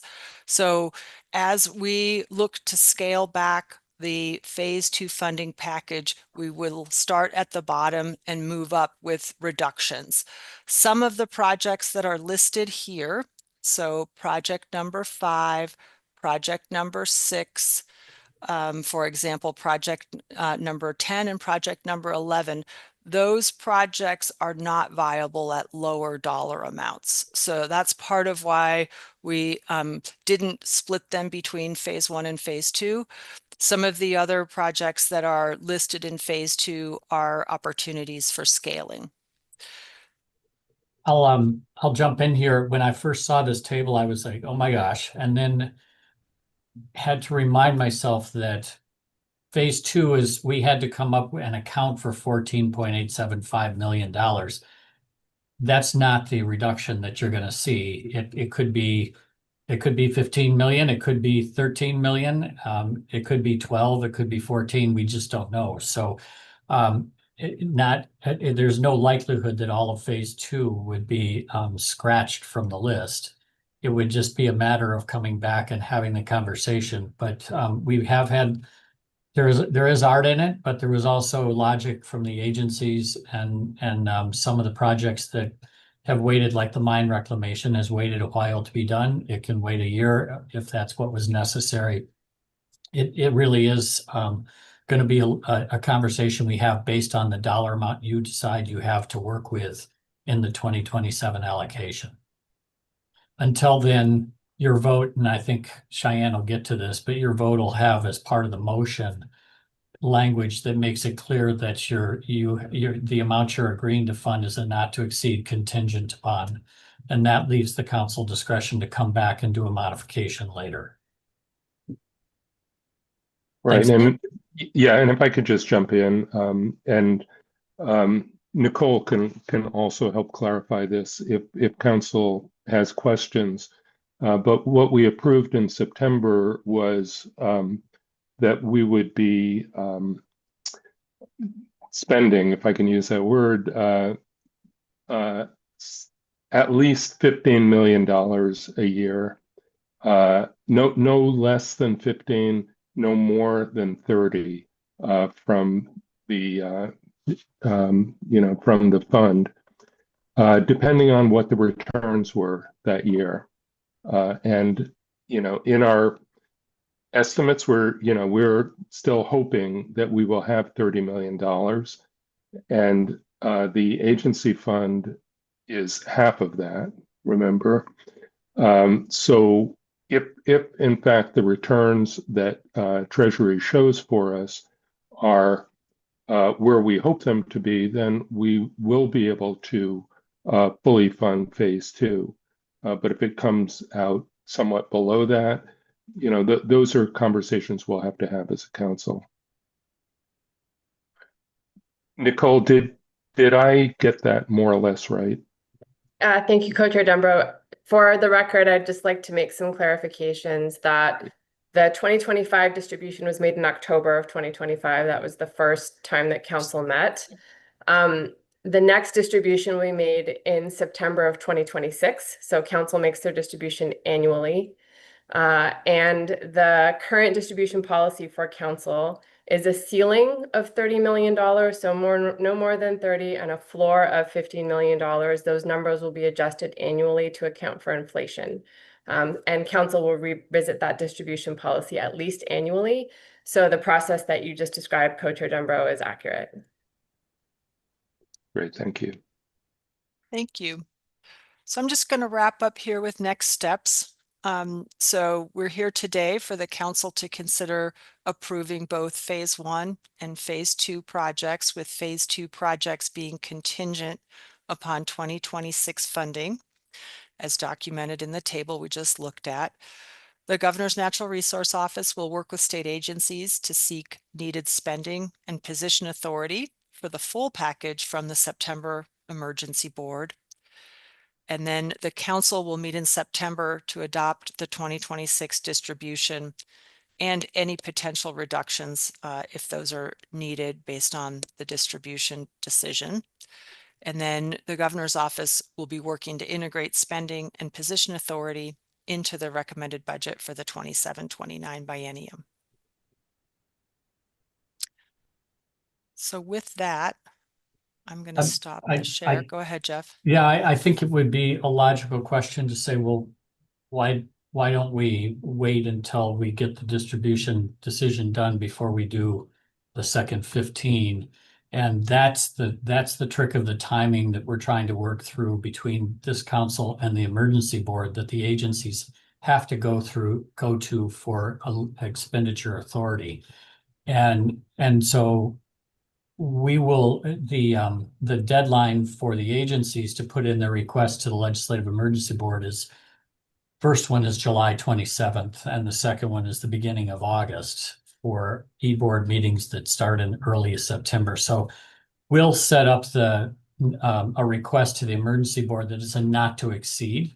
And then if the council comes back later and trims it, then there won't be any further action necessary with the emergency board.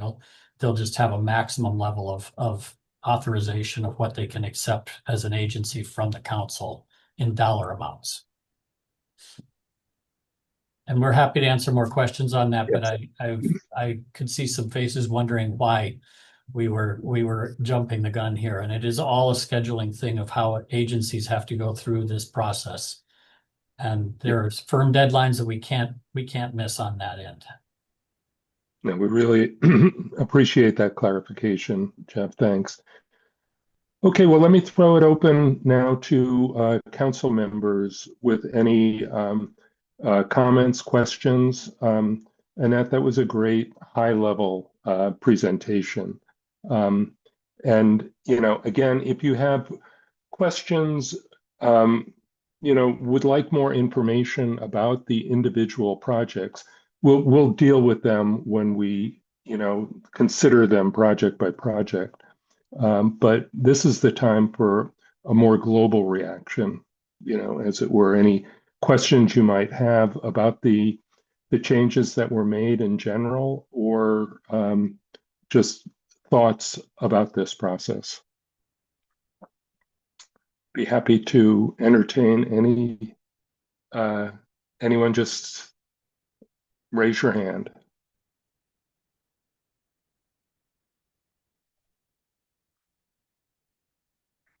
Yes, Ali. Mm-hmm. Thank you, Co-Chair Denbrough. So clarifying, so if you have questions about the specificity of each one, we wait for later, but now we get to respond. I'll say, well, thank you so much for all this work to all the agencies. It's like amazing to see the difference between the last time we spoke, March, April, and then like seeing the detail, the degree of detail. I just want to say thank you, really appreciative. I really appreciate all the effort put into it. And I really appreciated the categories, like kind of like making clear, like how is it that each project meets that criteria that was developed. That's very clear to me. And the question around engagement with tribes and EJ communities that was included in each one of them. Now, I have questions about some of the projects, but I just wanted to say thank you for this huge push and effort. I know how hard it is to calculate money too. So thank you so much for doing that for us. Thank you very much.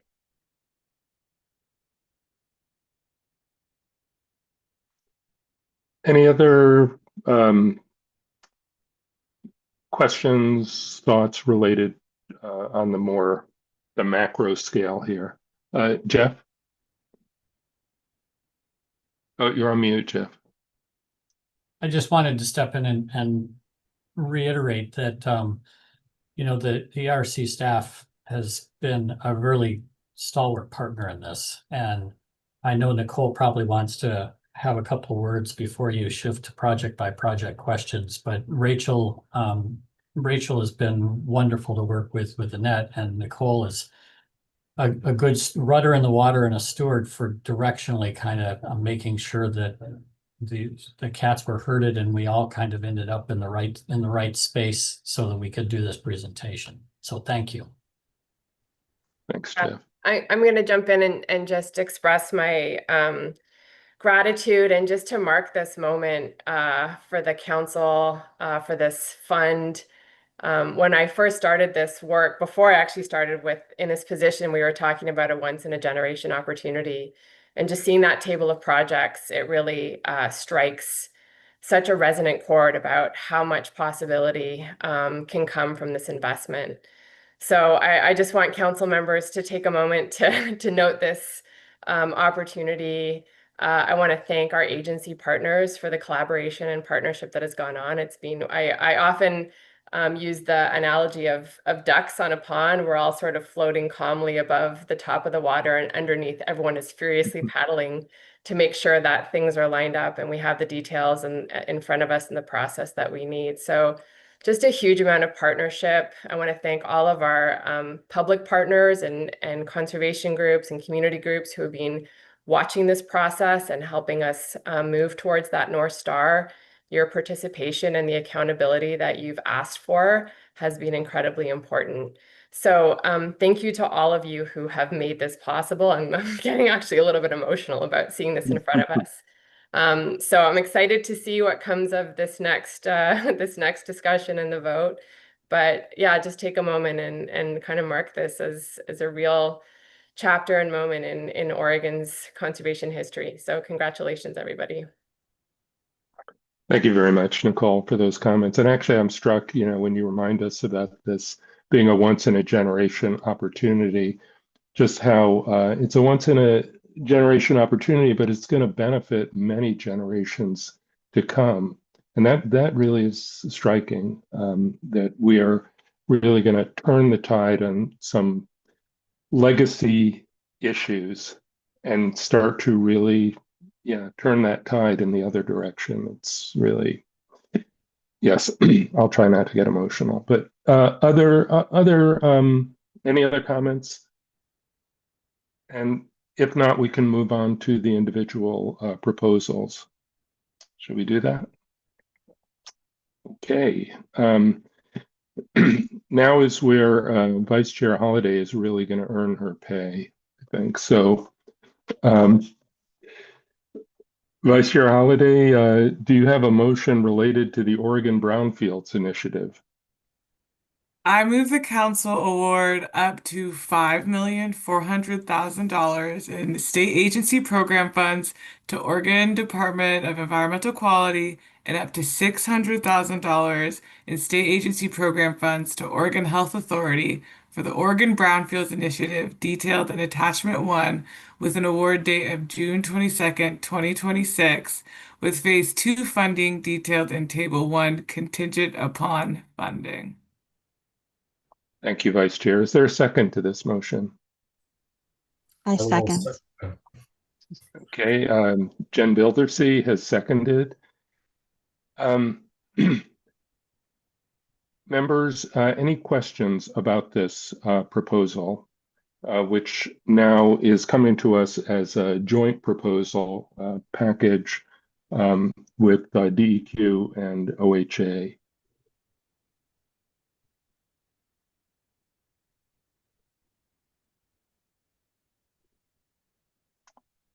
Okay, seeing none, then I think we will take a vote.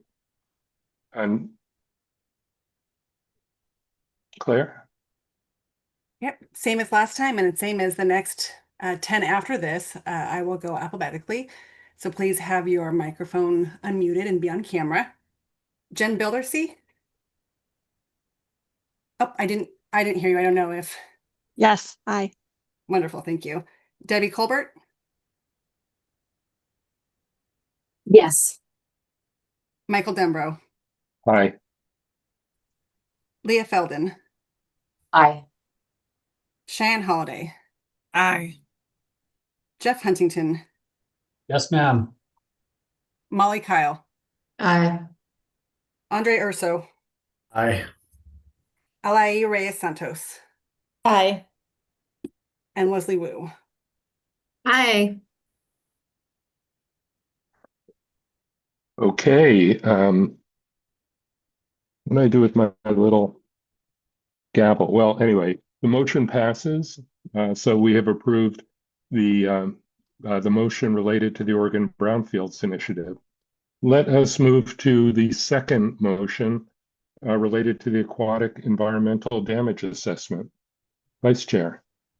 I move the council award up to $2,100,000 in state agency program funds to Oregon Department of Environmental Quality, up to $3,106,000 in state agency program funds to Oregon Department of Fish and Wildlife, and up to $1,400,000 in state agency program funds to Oregon Health Authority for the aquatic environmental damage assessment detailed in attachment 1 with an award date of June 22nd, 2026, with phase 2 funding detailed in table 1 contingent upon funding.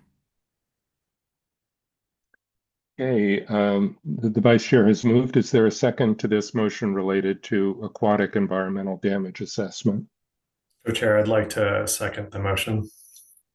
Okay, that was Andre, yes? Yes. Yes, Andre Arso has seconded. Discussion, questions related to this motion? And again, this is a joint proposal again for ODF&W, DEQ, and OHA.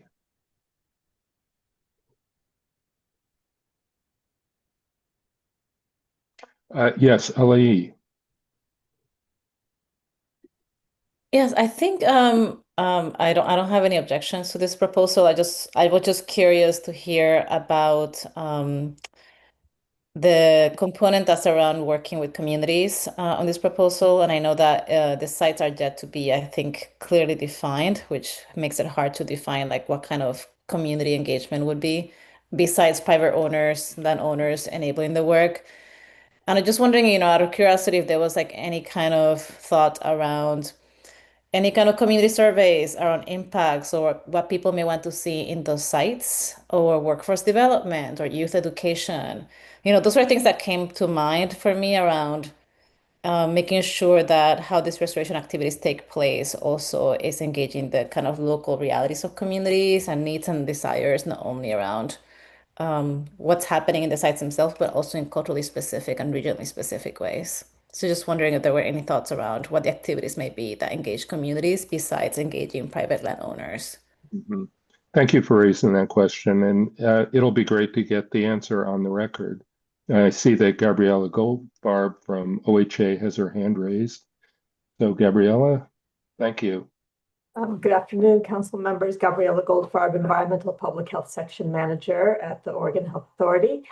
And thank you, Member Reyes Santos, for that question.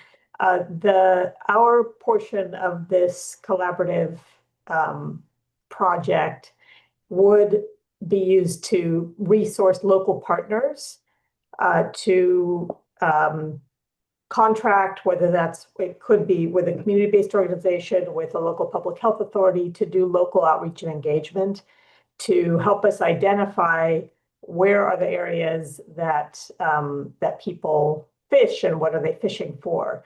And so we have done that, had that kind of collaboration, for example, in the Portland metro area with the city of Portland, because they have a dedicated staff person who works on these kinds of issues, particularly for communities that are subsistence fishing. And so, but we know that that's the exception, and that in the rest of the state, that's not the case.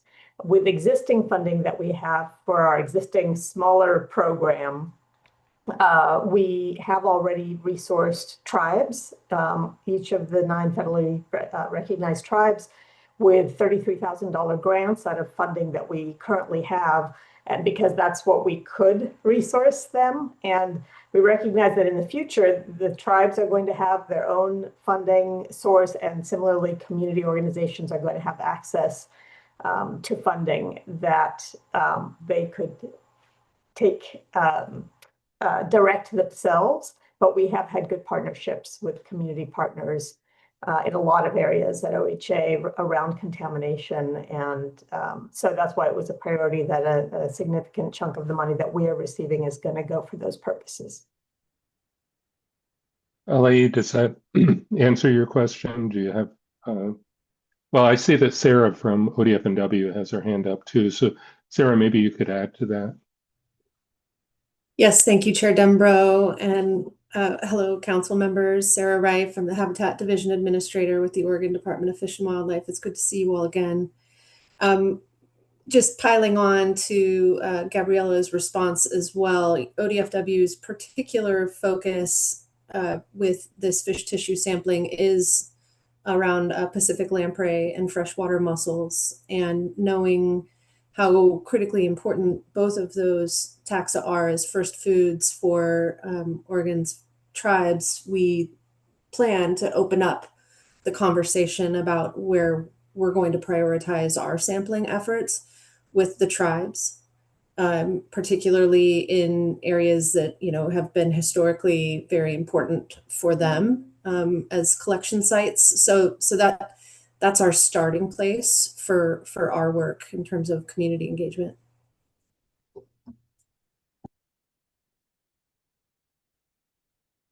Okay, great. Thank you. Thank both of you.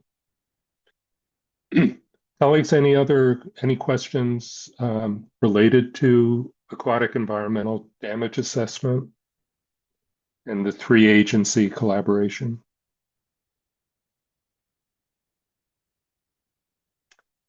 Okay, seeing none, then let us move to a vote. Claire. All right. Jen Bildersee. Aye. Debbie Colbert. Aye. Michael Dembro. Aye.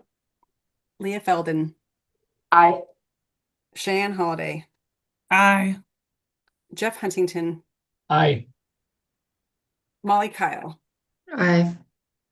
Andre Urso. Aye. Alain Reyes Santos. Aye. And Leslie Wu. Aye.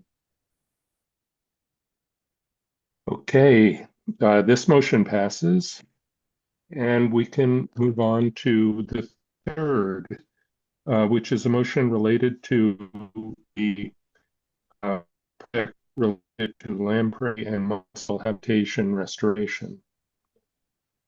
Vice Chair. I move the council award up to $1,894,000 in state agency program funds to Oregon Department of Fish and Wildlife for the lamprey and mussel habitat restoration, detailed in attachment 1 with an award date of June 22nd, 2026. I'd like to The motion second. has been made. So who is that? Sorry. Sorry, that was Leah Felden, Chair. Oh, Leah Like- Felden. Great.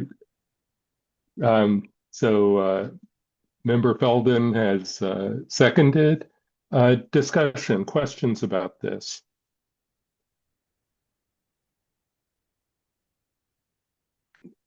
I do have a question since, we just heard about mussels and lampreys. How does this project differ from project number 2 related to the aquatic environmental damage assessment? Chair Dembro, if I may. Yes, please, Sarah. As Annette mentioned, this project is tied fairly closely to the project that council just approved, in that the sampling that we conduct will help inform the restoration actions that we take. Part of what we're trying to understand is really do an assessment on what are all of the threats and impacts. And some of those threats may be contaminant related, some of them may be habitat related. And between these two projects, and especially with this one that you're considering right now, we really start to look at some of those different drivers that are leading to sudden die-offs or are suppressing or leading to declines in populations, be it mussels or lamprey.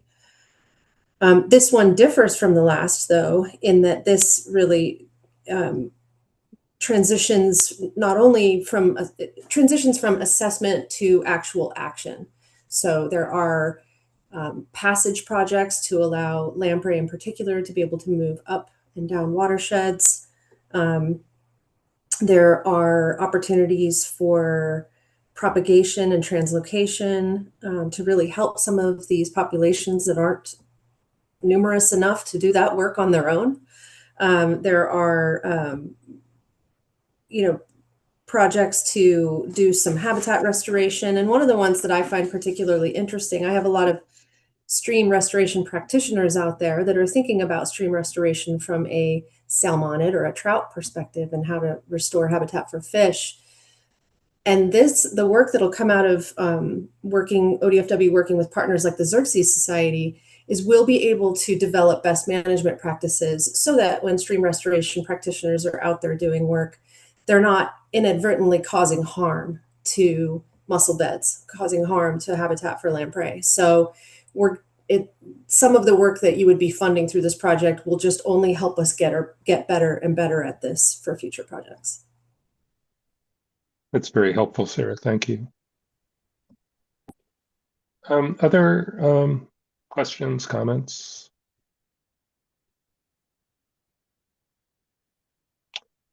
Okay, seeing none, let us move on to a vote. Claire? Hey, Jen Bildersee. Aye. Debbie Colbert. Aye. Michael Dembro. Aye. Leah Felden. Aye. Cheyenne Holiday. Aye. Jeff Huntington. Aye. Molly Kyle. Aye. Andre Urso. Aye. Alaí Reyes Santos. Aye. Leslie Wu. Aye. Okay, this motion passes. Let us move on to item 4, restoration of priority watersheds. Vice Chair.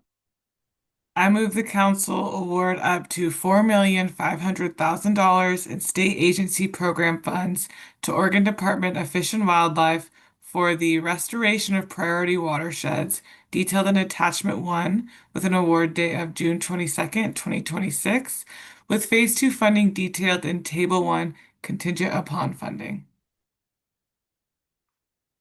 Okay, Vice Chair Holiday has moved approval of the restoration of priority watersheds project. Is there a second? Chair Demmer, this is Andre. I would second that motion. Okay, Andre Orso has seconded. Discussion?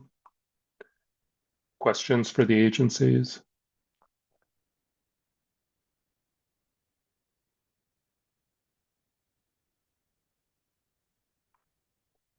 Okay, seeing none, Claire, please call the roll. Jen Bildersee. Aye. Debbie Colbert. Aye. Is that an aye? I was like, it sounded like a nay, and I didn't think that was going to be that. So, aye for Debbie Colbert. Michael Dembro. Aye. Leah Felden. Aye. Cheyenne Holiday. Aye. Jeff Huntington. Aye. Molly Kyle. Aye. Andre Urso. Aye. Alaí Reyes Santos. Aye. And Leslie Wu. Aye. Okay, this motion passes. Let's move on to number 5, enhanced mine reclamation. Vice Chair.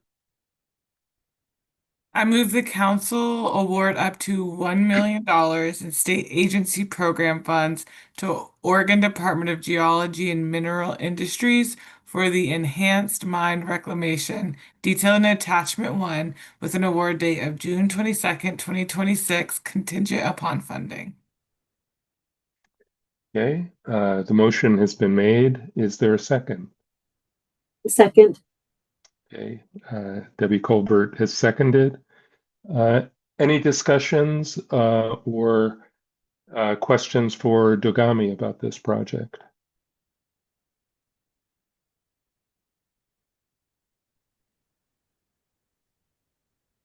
Yes, Alai. Yes, I was trying to find the language itself that I was wanted to highlight too, but I remember from the proposal that there's a section talking about other partners for these projects, and it talks about conservation organizations, environmental organizations, private landowners, and I think water districts as well. And I think, it's not like an objection per se, and I guess it's a question of, are is there any thinking around engaging contractors, like restoration contractors themselves? Something I've learned in projects is that people who already do restoration work have a great idea of like what's happening in the landscape, what community members want to see. So I'm thinking like kind of like moving outside of the usual traditional engagement with a kind of like mainstream environmental conservation orgs, like being able to then reach to like like a bigger public in thinking about the design of the projects. And so, for example, like in my experience, like engaging contractors who do restoration work, one is up work talking with two people from low-income communities, people who oftentimes Latinx or Latin American community members who does this the work they do, and they have their like kind of like the they know what's happening on the ground, have great ideas about how to do the work in the particular place where it needs to happen. But also just thinking about other community organizations and like youth or educational initiatives, whatever these pieces are happening, that could provide input for the work to happen in a way that's more integrated, right? Like with other things that may be happening on the site, but also to have like bigger community buy-in into the work. Like I find that private landowners, that there's something to be said about being excited to do something with community members, right? Like enabling that to do it in a way that benefits the community in bigger ways. So just thinking about workforce development programs, that there are other ways to also kind of like amplify the impact that I think could be done in really creative ways. Thank you very much for that. I see Christina is with us. Christina, can you shed light on what the vision is for community engagement here? Absolutely, and thank you for the question. So for the record, my name is Christina Appleby with Department of Geology and Mineral Industries. Yes, that is an absolutely fantastic point. We are wanting to amplify and work with the priorities of the local communities.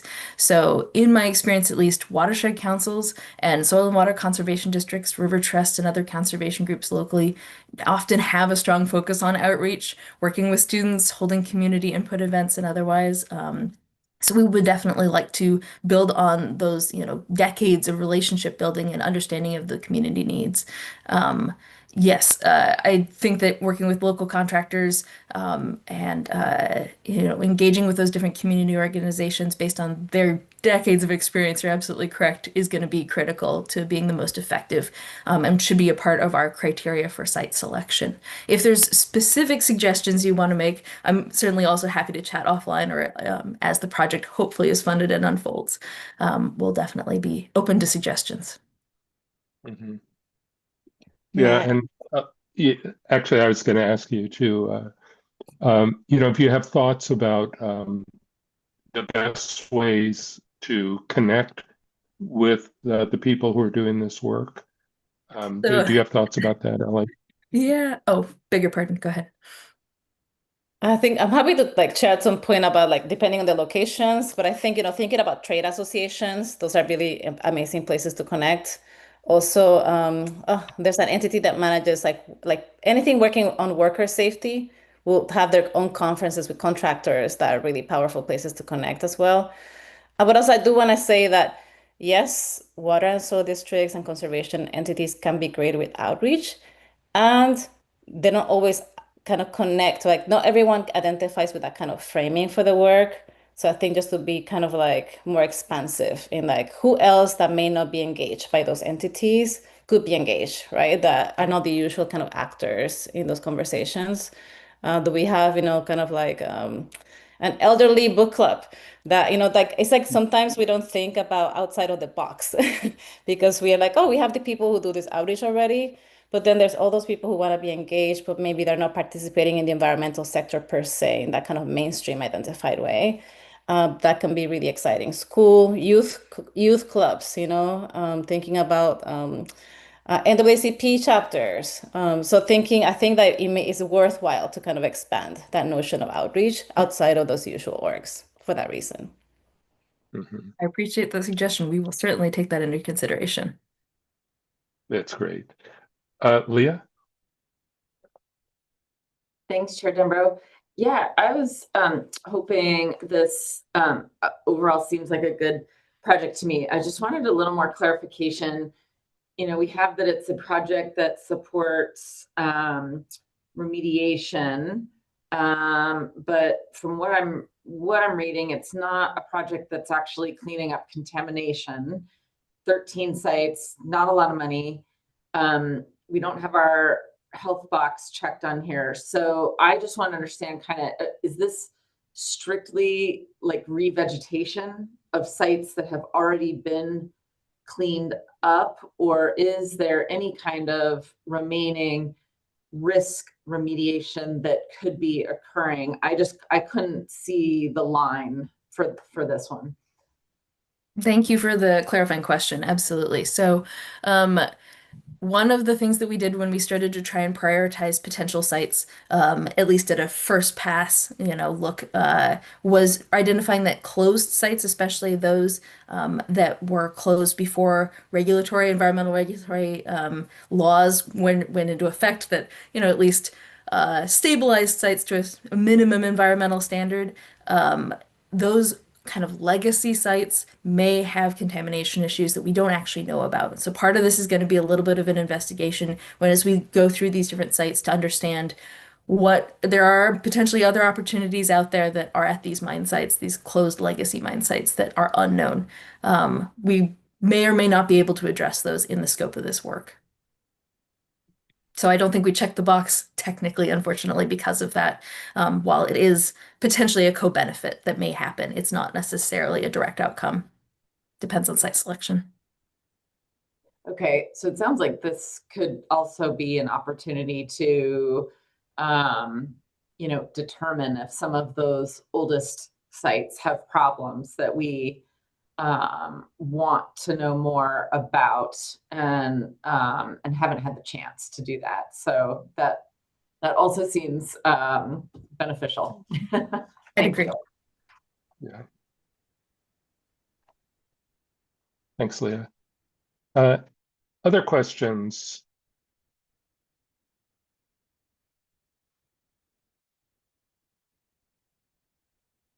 Okay, great. Thank you. Christina, thank you very much. Okay, then I think we're ready for a vote on this. Claire? Ben Bildersee. Hi. Debbie Colbert. Aye. Michael Dembro. Aye. Leah Feldon.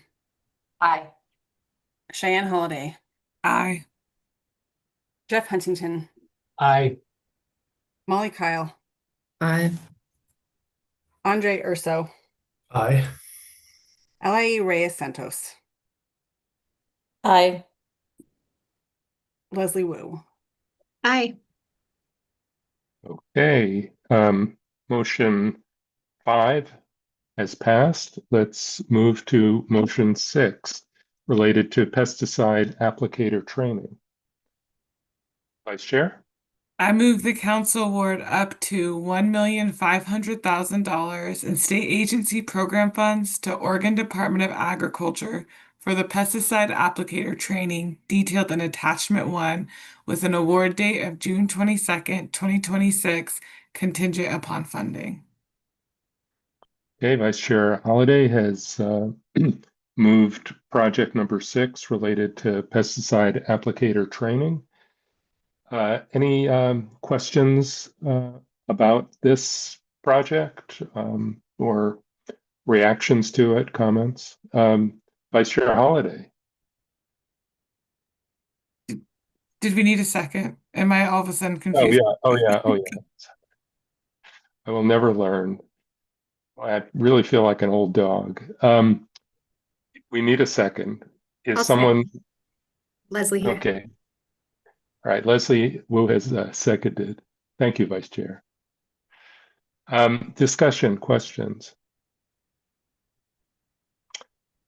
Do I see Rep. Helm? Yes. Yeah, thank you, Mr. Chair. And couple things here. I wanted to give a shout out to Chris Shadell and Jan Lee for continuing to push this. This is one of the proposals we have in front of us that came in front of the legislature that got all the way to Ways and Means. It went through our committee unanimously, and is just a great thing that has needed to be done for a long time. And I wanted to just give them a shout out for continuing to push for it. The other thing here is to remember, in the broad scope of what we're doing, this is intended to both help pesticide applicators who happen to be Spanish speaking in this case, to understand the health risks to themselves, but also the health risks to all the species that are not targeted. So we're trying to get rid of pests that are troublesome to our orchardists in particular, but we're not trying to target either either honeybees or native bees. And these pollinators are super important. And so to the extent that the program benefits pollinators, I wanted to call that out and bring it to the attention of the council. And even though I'm a non-voting member, I'm going to urge the rest of you to vote for this one. Thanks. You would vote for it if you could. That's the sense I'm getting, Rep. Helm. Thank you. Vice Chair. Shane, Thank you. what did I forget this time? No, nothing yet. My comments are very similar to Representative Helms. I'm just really happy to see this here, especially with these trainings and materials being translated into Spanish. This is a huge need in Oregon, and I was very delighted to see this on the list. Great, thank you. Other comments or questions? Okay, seeing none, let us move to vote on the motion. Claire? I see that Jen is ready. Jen Bildersee. Aye. Debbie Colbert. Aye. Michael Dembro. Aye. Leah Felden. Aye. Cheyenne Holiday. Aye. Jeff Huntington. Aye. Molly Kyle. Aye. Andre Urso. Aye. Alain Reyes Santos. Aye, with great enthusiasm for this one too. Leslie Wu. Aye. Okay, this motion enthusiastically passes. And we will move on to proposal number 7, the 6 PPD quinone research proposal. Vice Chair.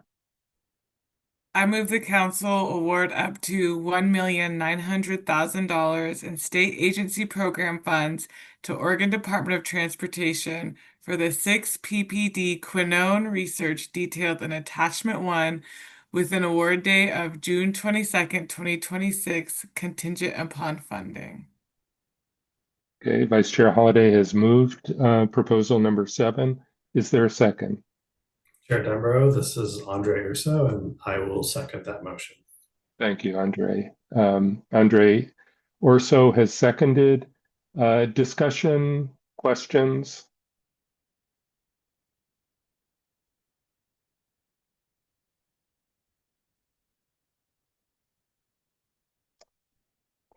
Okay, I don't see any. Then let us move on to a vote. Claire? All right. Jen Bildersee. Aye. Debbie Colbert. Aye. Michael Dembro. Aye. Leah Felden. Aye. Cheyenne Holiday. Aye. Jeff Huntington. Aye. Molly Kyle, Aye. Andre Urso, Aye. Alain Reyes Santos,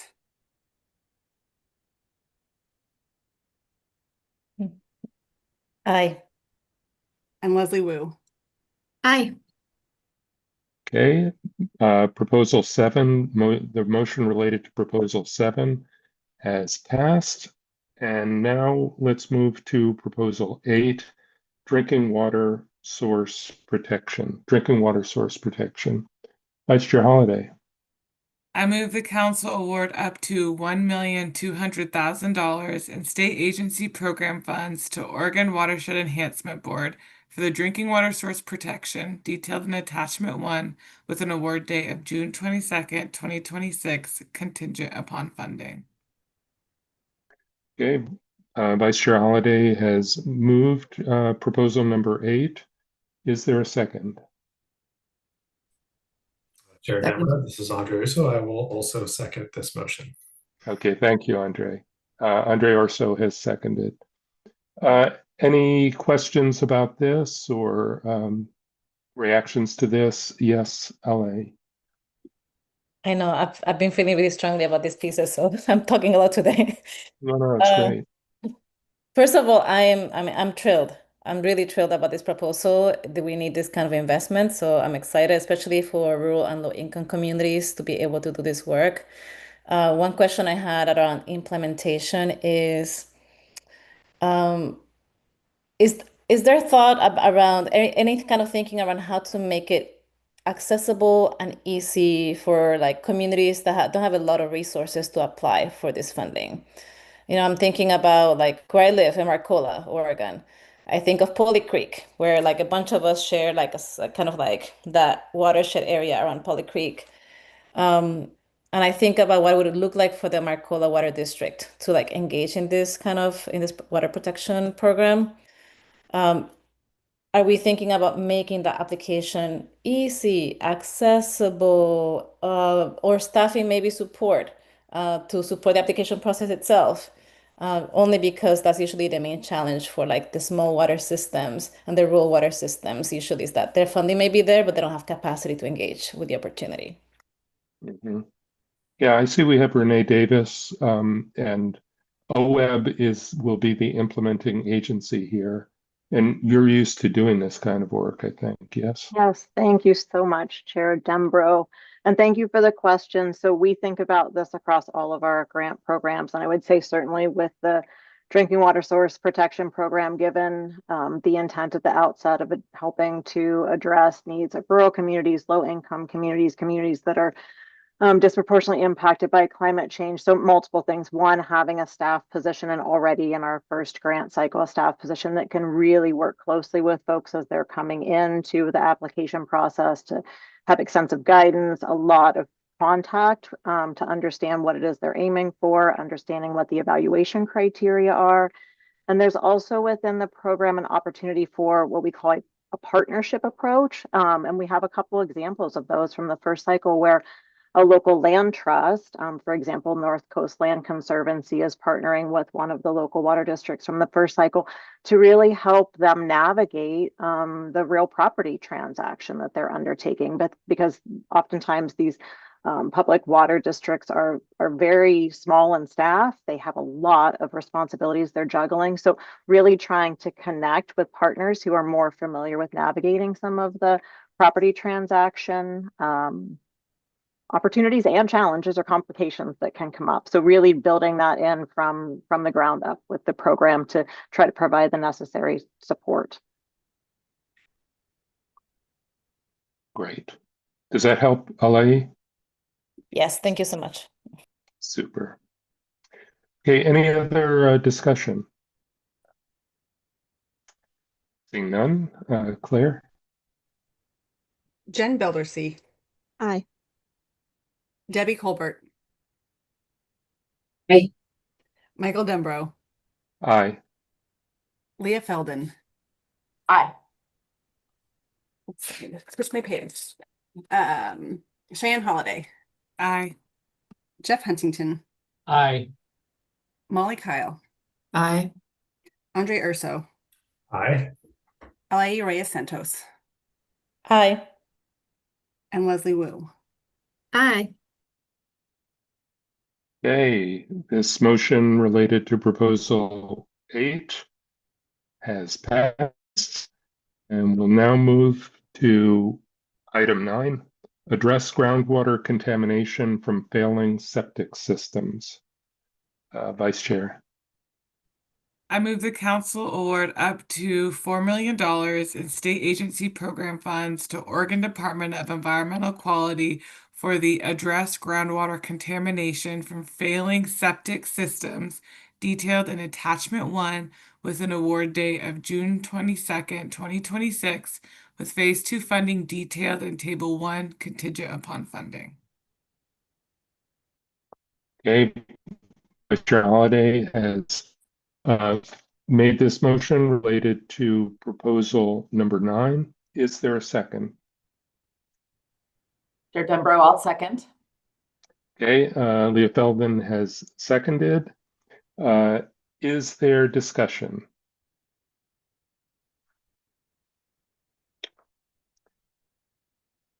Yes, Vice Chair Holliday. Thank you. Happy to see this here. But for clarification, it's my understanding that this program has existed, or some form has of it has been and it has existed for some time. So I'm just wondering if the agency can share like a why now, or how is this different or similar to business as usual for the program? Ryan, do you want to? Yes, thank you, Take a shot Chair. at Thank you, Councilperson Holliday, for the question. For the record, my name is Ryan Hoof. I'm the Senior Policy and Legislative Analyst for Water Quality Programs at DEQ. So this financial assistance work related to failing septic systems is something that DEQ has been involved in, really dating back to about 2016, when the legislature established our authority for running a grant or a loan program specifically. The funding to capitalize this loan program has been intermittent, periodic, one-time only type of actions by the legislature. So I would say this has not been something for which there's been a line item consistent funding from the state level. And there's been numerous attempts and requests, sometimes from the agency, sometimes from other partners, for additional funding to bolster this program, to continue it in different forms. And sometimes those have been successful, sometimes they have not. Currently, and the reason why we feel this is particularly timely and important investment and a proposal for us to put forward is that this program is in a pause mode.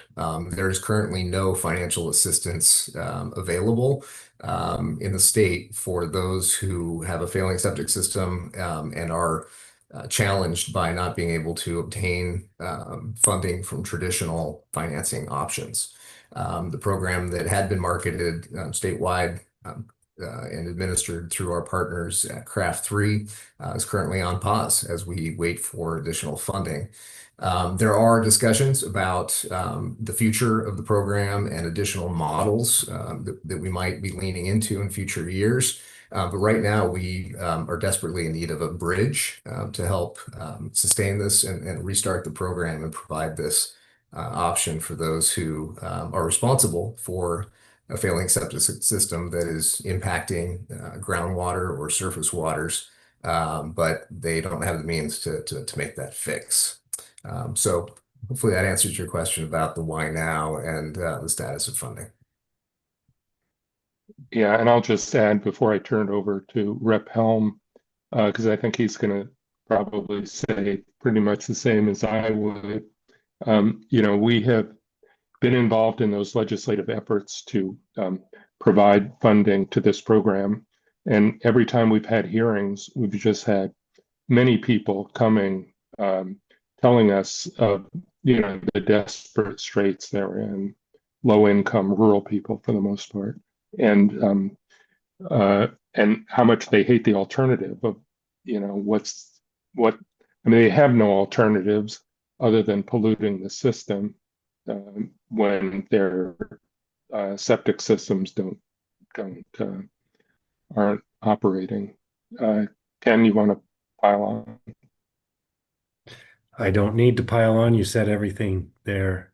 And so, Vice Chair, the other thing that I'd bring forward here that I think is already in our brief, but I'll reiterate it. Everything that Chair Dembro said is true. We've been trying to fund this program up and down for 6-8 years. It's a really good value for the state. Our co-chairs of Ways and Means often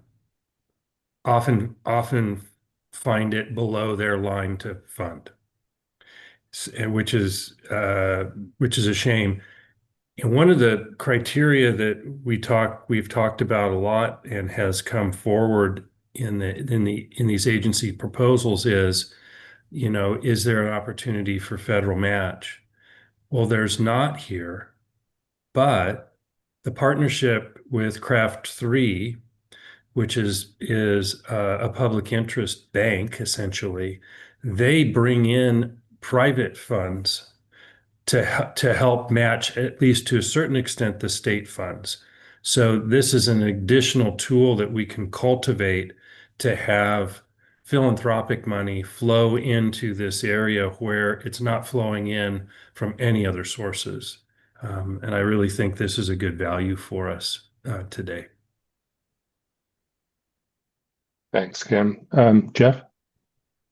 Yeah, I would add my answer to the why now also, Cheyenne, is that we have invested a lot of time, a lot of money, and a lot of effort into the Umatilla Basin groundwater management area that we know for a fact that some of the nitrate contamination that is in that basin, it's not just from agricultural irrigation, it is also from septic systems. And so there's a nitrate reduction plan that this money is, we had specific areas in mind that are high priorities for the state, and the Umatilla Basin is one, and some specific areas on Oregon's south coast where there's localized failures that have been documented and still haven't been addressed. So it's a statewide program, but in the context of this funding stream, at least, we put this in because of the prioritization that is going along with it.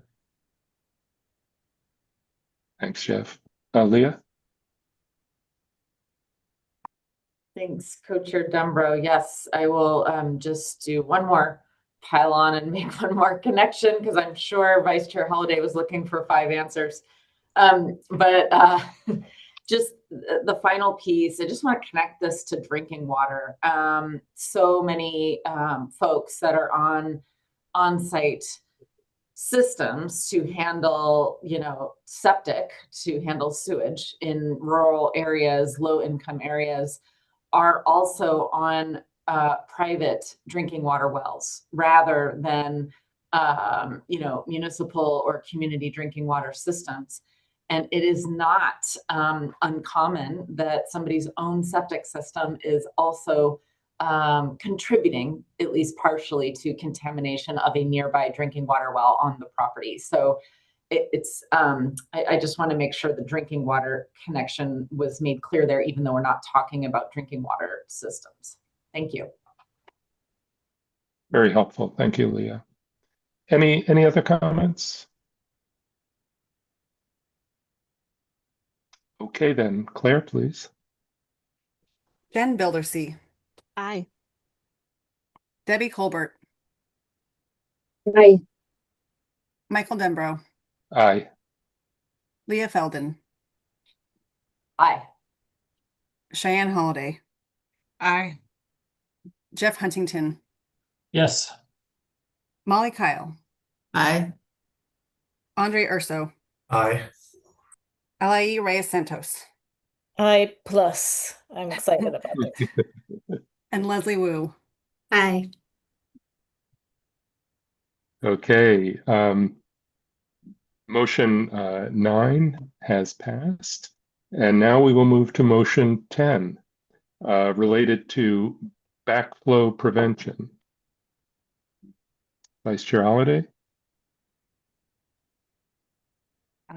I move the council award up to $775,000 in state agency program funds to Oregon Water Resources Department for the backflow prevention detailed in attachment 1 with an award date of June 22nd, 2026, contingent upon funding. Okay, Vice Chair Holliday has moved motion 10 related to backflow prevention. Is there a second? Chair Dembro, this is Andre. I will second the motion. Thank you, Andre. Andre Urso has seconded the motion. Is there any discussion? And this is the one related to irrigation, right? Irrigation systems. Yeah. Andre? Oh, I'm sorry. I don't have any comments or questions. Okay. All right. You're illuminated on my screen for some reason. Alai? Yeah, and I just want to say I really appreciated how this proposal named collaborators really like just so specifically. Like it was clear that there was a lot of thought put into who is going to be working on this project. And I just wanted to set for the record, like from trade associations to local vendors and experts to EJ communities, a specific EJ community organization doing the work, the specific tribe involved with the project and what the work would look like, and the state agencies and how they would actually do joint site visits, cross training, open houses, inspections and testing. I just want to say thank you. Thank you for like how thoughtful and careful like that thinking was around who's going to be engaged and how are these communities actually going to be engaged in a way that allows for tribal engagement and EJ community engagement in a real productive way. So thank you. It's just nice to just be like, this is wonderful. Thank you for laying it out so clearly. Yes, thank you, Ivan. We have Ivan with us from Water Resources. Any questions for Ivan since he's with us? Okay, again, thank you for that proposal, Ivan, and all of the work that was done. And let us move to a vote. Claire? All right. Jen Bildersee. Aye. Debbie Colbert. Aye. Michael Dembro. Aye. Leah Felden. Aye. Cheyenne Holiday. Aye. Jeff Huntington. Aye. Molly Kyle. Aye. Andre Orso. Aye. Alai Reyes Santos. Aye. And Leslie Wu. Aye. Okay. Motion 10 has passed. And that means it's time for a motion, our last motion, motion 11, related to the Agricultural Water Quality Restoration Partnership. Vice Chair Holliday. Go, Cheyenne, go. I move the council award up to $500,000 in state agency program funds to Oregon Department of Agriculture for the Agricultural Water Quality Restoration Partnership, detailed in attachment 1, with an award date of June 22nd, 2026, contingent upon funding. Okay, Vice Chair Holliday has moved adoption of proposal 11. Is there a second? Chair Dembro, I will second the motion. This is Andre Uso. Thank you, Andre. This is the last one you'll second today. Yeah, I didn't want to monopolize them all, but that's well. No, we appreciate it. Thank you. So this has been moved and seconded. Any discussion or questions related to this proposal, which comes to us from the Department of Agriculture?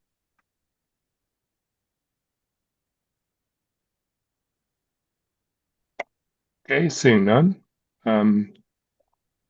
Claire, would you please call the roll? Are we ready for the last vote of the day? Jen Bildersee. Well, let's see. Aye. Debbie Colbert. Aye. Michael Dembro, Aye. Leah Felden, Aye. Cheyenne Holiday, Aye. Jeff Huntington, Aye. Molly Kyle, Aye. Andre Urso, Aye. Alain Reyes Santos, Aye. and Leslie Wu. Aye, and I'm sorry I don't have confetti, but I would throw it if I Oh. did. Okay, thank you. All right, that motion passes. That means that we have adopted all of the proposals that are in the package. And I do want to say, just for the public, here is this 53-page document that you'll find on the website, and you'll see just how detailed the information about each of these proposals is. And so I would really encourage you to look at it if you have any questions.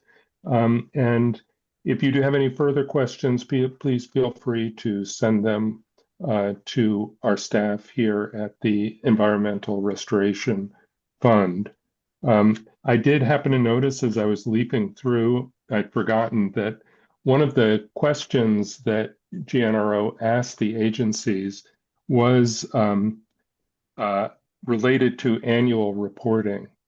So going back to our discussion related to the rules, the rules call for a final report, but our process envisions more regular updates from the agencies with measurable outcomes. And so I was very pleased to be reminded of that.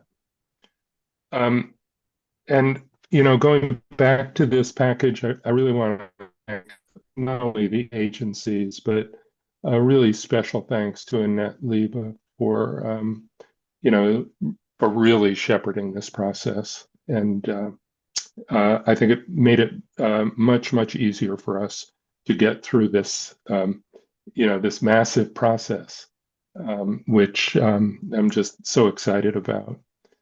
But I would like to turn it over to Nicole before we end this part and go into wrap up.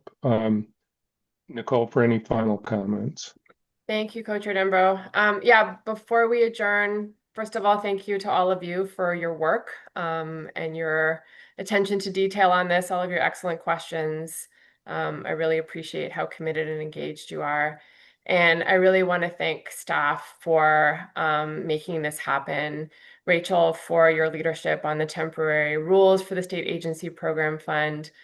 Claire, your partnership on that work and on getting these proposals to the stage, and for your unbelievable coordination as council liaison. This is an extraordinary amount of work, and your attention to detail and how you've executed this meeting and getting council all the information that they need, getting the public the information that they need has just been tremendous. So huge appreciation to staff. I also want to thank Miriam Shar, who is OEB's business operations manager, who has been a great partner in making sure that once we get to the next phase, the money will be able to flow from the State Agency Program Fund out to agencies so that they can do their work. So thank you to everyone who made this happen. And Co-Chair Dembro, thank you for your leadership in this meeting.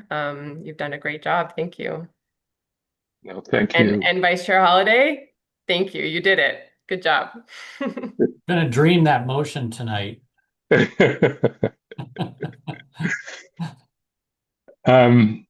Okay, so this takes us to our final item, which is just next steps, reminders, and wrap up. That's the official title of this final agenda item. And really, I just want to point out that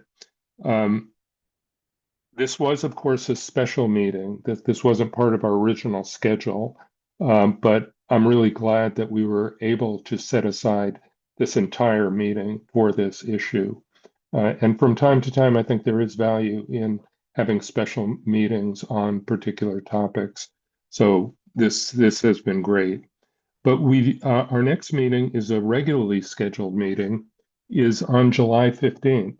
It's actually not that far away, but it will be all virtual. And Nicole, you want to just tell us what the major topics that we'll be considering at that meeting? I think there's something related to the tribal grants and Yes, yeah. we will be asking council to adopt the program administrative rules on the Tribal Nation Natural Resource Program Fund. And we will be previewing some of the work that will happen for council to review and think about the distribution policy for the 2026 distribution. And we will have program updates on the rest of our program work. We'll be having an agenda coming out, at least 10 days before the meeting, and noting that there might be some, might be earlier than that, given that we have the 4th of July long weekend in there. So maybe look for your meeting materials prior to that. Okay, thank you very much, Nicole. Okay, well, with that, we don't need a motion to adjourn. Oh, Rep. Helm has his hand up. We have the possibility of ending 5 minutes early, but we do have 5 minutes, and so you have 5 minutes, Rep. Helm. And I'm pretty good at filler. Done it before, so can do it again. I just wanted to give a shout out to Annette and team for providing us with that neat chart. I'd advocate that maybe we want to keep going with that, because I'll observe where watersheds, fish, and people symbols come together, we've got a winner. And I'd like to see that continue. So thanks for that. And it was enjoyable to see and use the chart. Thanks. Thanks for that, Ken. David. Thank you, Michael. I just want to thank everyone on the commission for all of their great work. This was kind of a historic day.